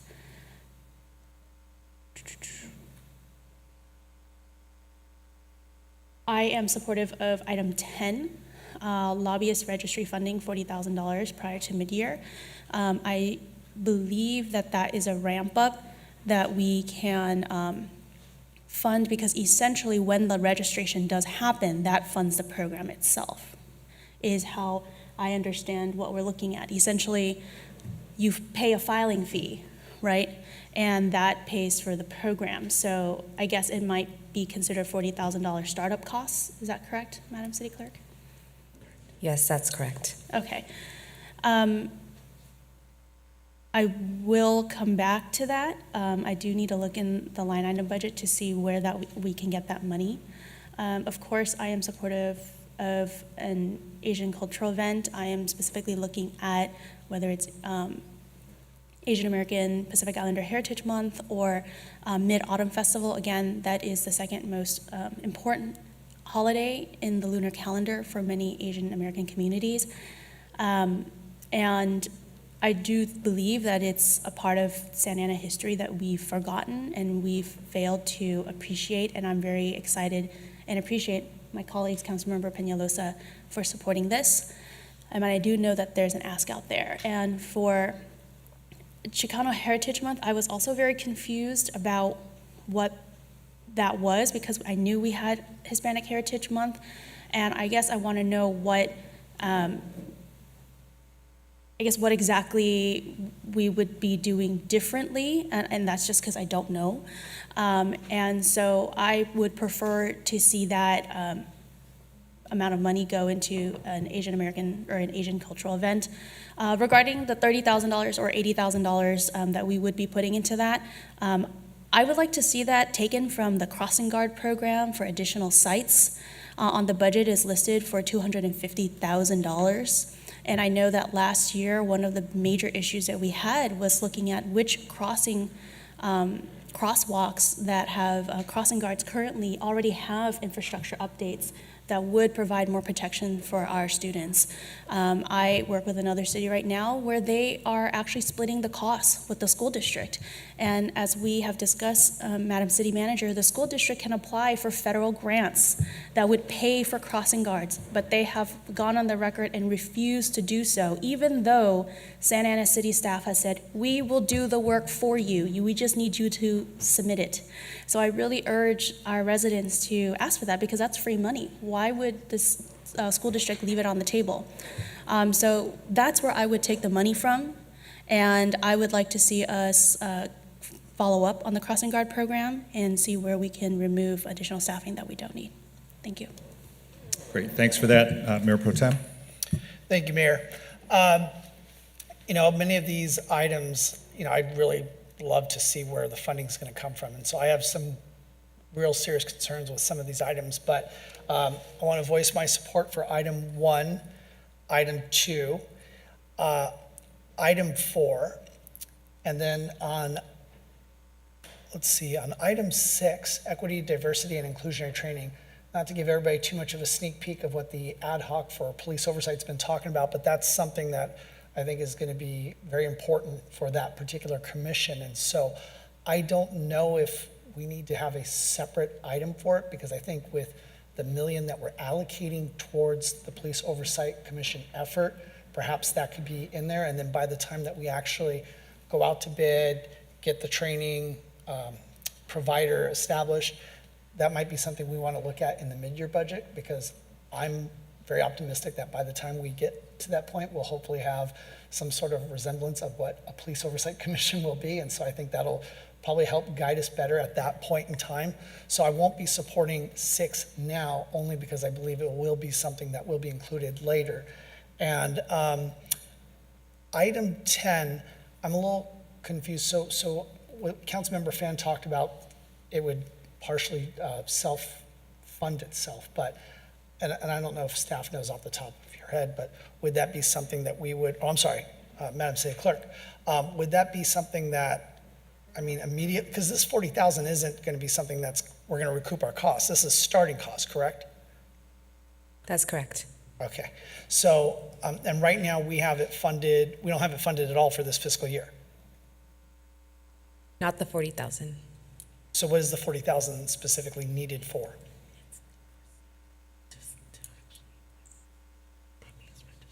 It's for staff to actually process all the lobbyist registrations.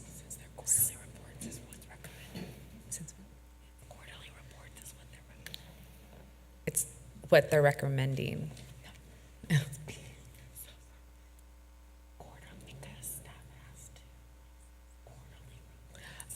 Staff has to process quarterly reports, and it's what is recommended.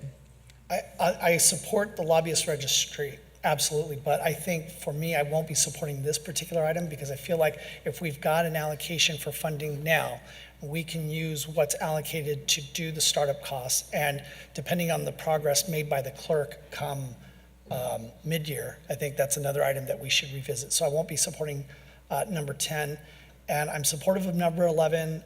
I have the same similar concerns about item 12 that's already been expressed up here. So for me, I'll be at 1, 2, 4, let's see, and 11. Thank you. Great, thank you. You know, because 1 and 2 are cost neutral, and they're more aspirational, I'll be supportive of that. I mean, we could change that 400 to 450, and it's still going to be the same outcome. So no harm, no foul there. On the lobbyist registry, as I see that as well, that's something that is going to be sort of a cost reimbursement. So I'm supportive of that and supportive of those three because they're cost neutral. What I would say on item number 3 is that, you know, what I've heard is maybe there is some, you know, the role of providing mental health services really is the role of the county, and they haven't done a very good job at that. Maybe that $1 million could be used towards a library, right? Because to me, mental health is providing spaces that are safe and being able to provide services that will address mental health. And I think, you know, Brian was talking about creating these spaces within the library that are going to be very inclusive of LGBTQ youth. So maybe that's something that could be rolled into that already existing fund of monies that we're going to be using to transfer the library staff towards that. So that would be my recommendation. Supportive of item number 4, supportive of item number 6. I think that I especially think it's important for that training to occur within PD. I know we've talked about de-escalation. I think we've talked about ways that they can deal with people who are going through a mental health crisis. So I'm certainly supportive of that, supportive of item number 7 and number 9 as well, to make sure that it becomes a recurring item. And that's going to be basically, that's already embedded in the proposed budget as it is tonight, that 150. But I would like to see it come back again. I think on 11 and 12, on 11 I'm supportive at the amount that it's at. We haven't done one yet, so let's figure out and see what that costs. I think we're kind of just pulling that number out of the air. It really is arbitrary, so let's keep it at that number. And I would say for Chicano Heritage Month, very different from Fiestas Patrias, nothing to do. One's, you know, Mexican Independence Day. The other one is celebrating an entire month of people who actually have their ancestry here. And so I would say, you know, to the extent that it maybe isn't 50,000, maybe it's 30,000. Again, these numbers are very, very arbitrary. I don't know how we arrive at them, but I think maybe just saying we're going to celebrate it and set aside some funding. It may not be 50,000. It may be, you know, 15,000.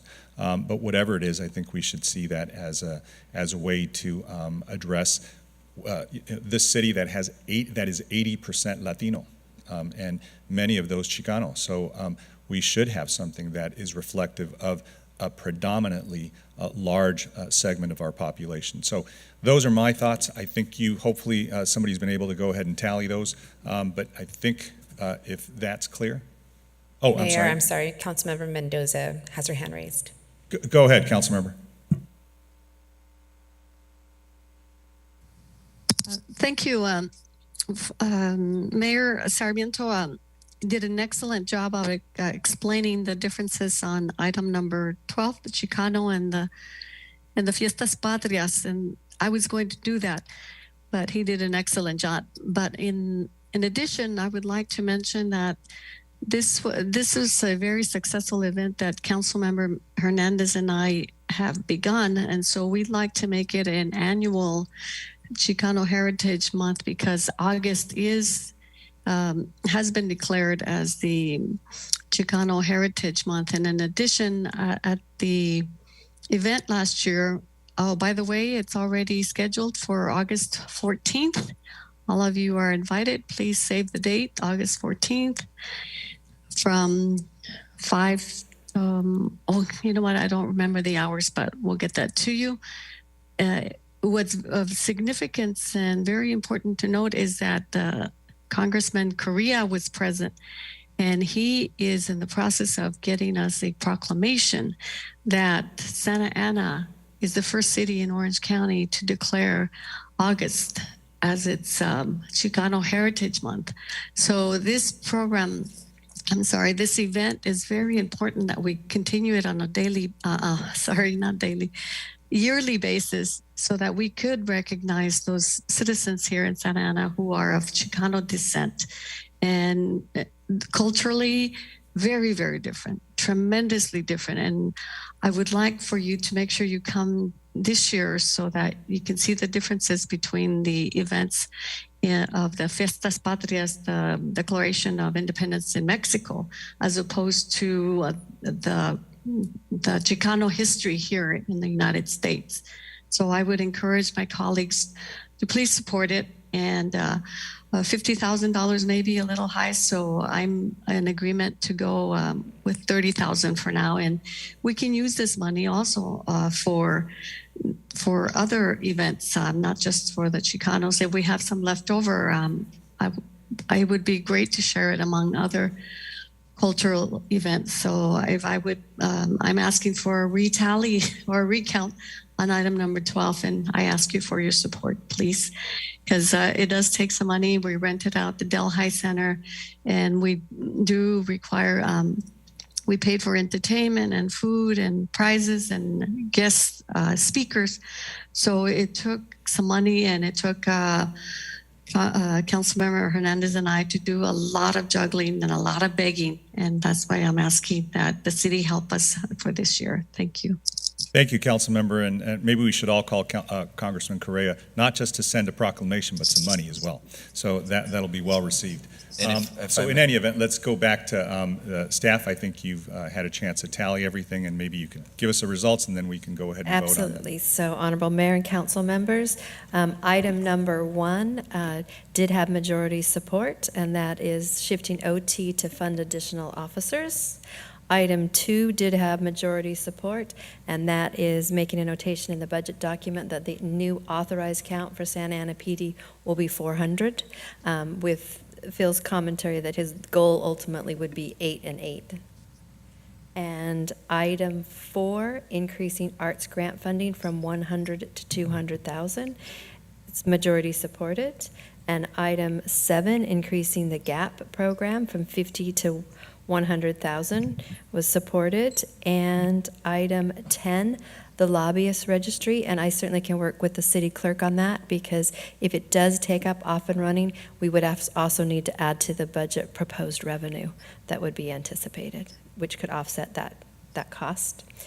And item 11 is supported, and I'm assuming it's kept at the 30,000, and item 12 is supported, and I am suggesting it is at 30,000 as well, and partly because both of these events are just right around the corner, and it's going to be difficult for staff to do the programming of it. So we'll do our absolute best, and then in the future years we could increase those amounts. Got it. Thank you for that. Let me go ahead and go to Mayor Pro Tem, and then Councilmember Peñalosa, then Lopez. Thank you, Mayor. Staff, thank you for telling all that. I'm going to just jump right in and make a motion that we approve the introduction and first reading of the ordinance to adopt the budget for 22-23 with the adjustments of items 1, 2, 4, 7, 10, 11, and 12, and then adopt the subsequent resolutions, the CIP, and deposit the $9 million into the Section 115 Pension Trust Fund. Great. We have a motion. I second that motion. We have a motion and a second. Let me go ahead and go to Councilmember Peñalosa, then Lopez.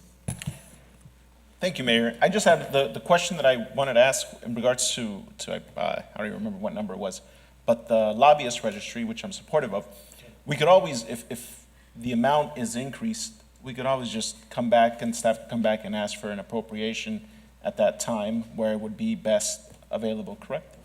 Just because I don't foresee it, I foresee it being more than 40,000, so I want to make sure that we account for that. Certainly, we could do, if you don't want to include the 40 in the proposed budget and you want us to return at mid-year with better figures, we could do that as well. No, I'm comfortable with the 40, but I'm just saying that if it's, because I know it'll be more, I just don't see it being 40. We could come back at that time and ask for an appropriation, correct? We could, but also, as I noted before, that if it's up and running before the end of the next fiscal year, there will be revenue associated with it as well. Right, So okay. when we make that adjustment to the budget, I would recommend I do that as part of this process, is Sounds do the good. proposed revenue. Perfect. Thank you, Madam City Manager. I just wanted to see a list of the things that were not approved today, up there on the screen.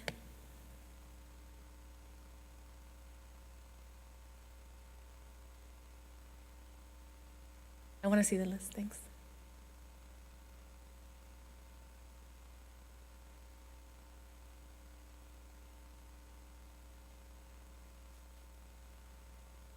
So you're working on it, right, Kat?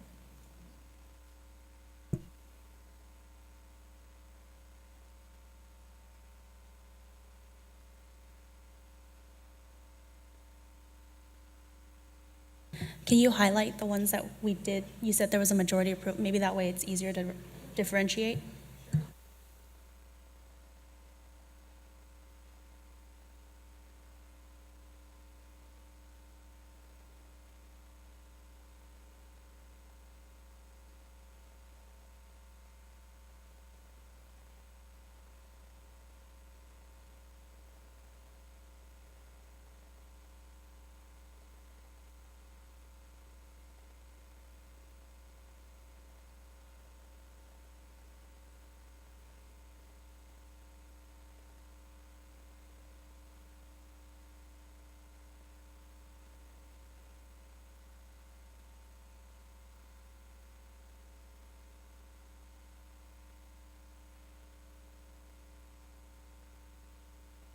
If anybody's interested in the total of those items, it's $250,000.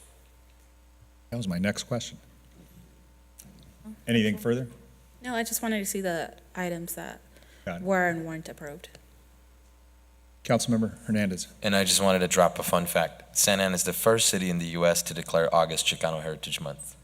So, There we go. For the record. Let's take the vote first, and then everything. We'll do that.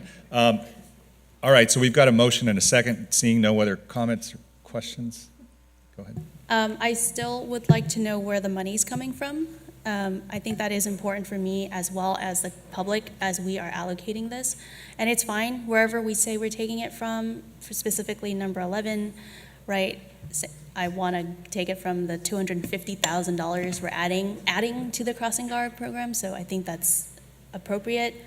Number 10 was actually not really $40,000 just yet, because we are going to have a budget appropriation / rebalance depending on what we bring in. But for the other, $200,000 or so, I'd like for us to be able to point to where we would be adjusting that from, and I think that's appropriate. Thank So you. without it being specifically identified, with the exception of your item, I would recommend that it's taken out of the unused 6.2 that we were setting aside.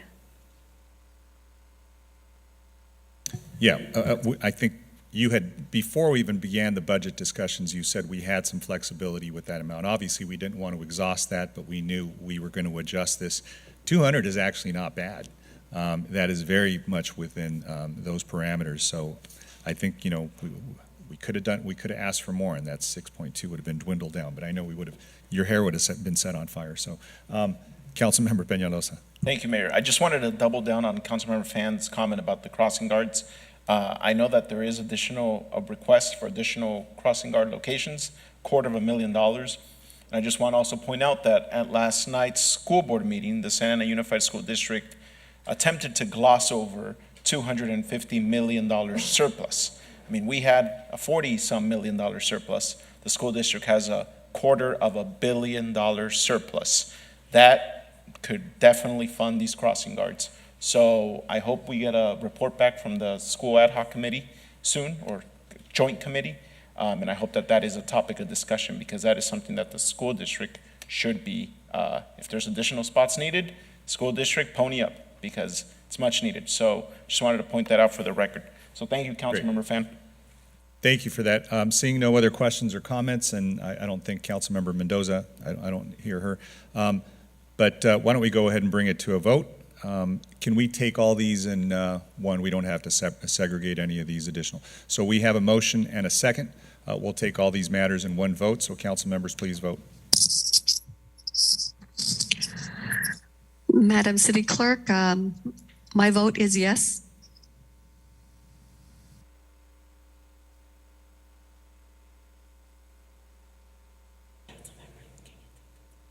You know, actually, before we come back to that, let me close the public hearing, which I should have done earlier, but let me close it now, and right before the vote is actually tallied and finalized.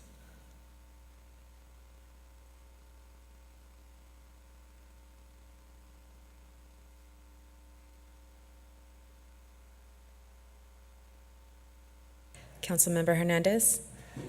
Yes.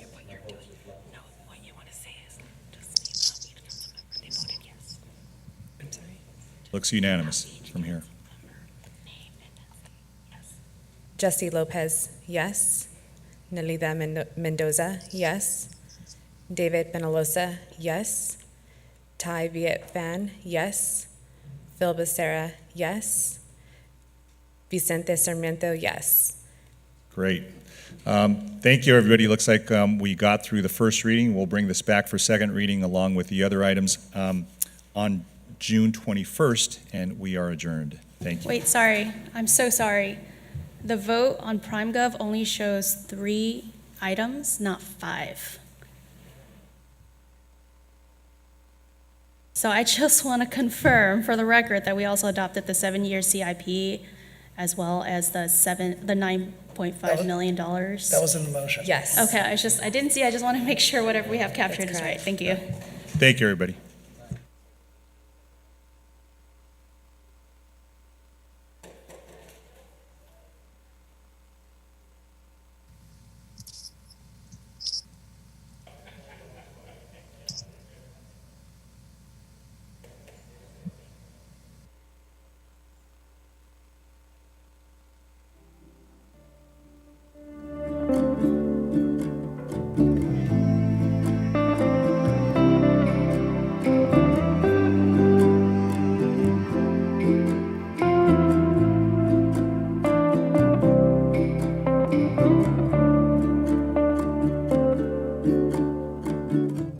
Recording stopped.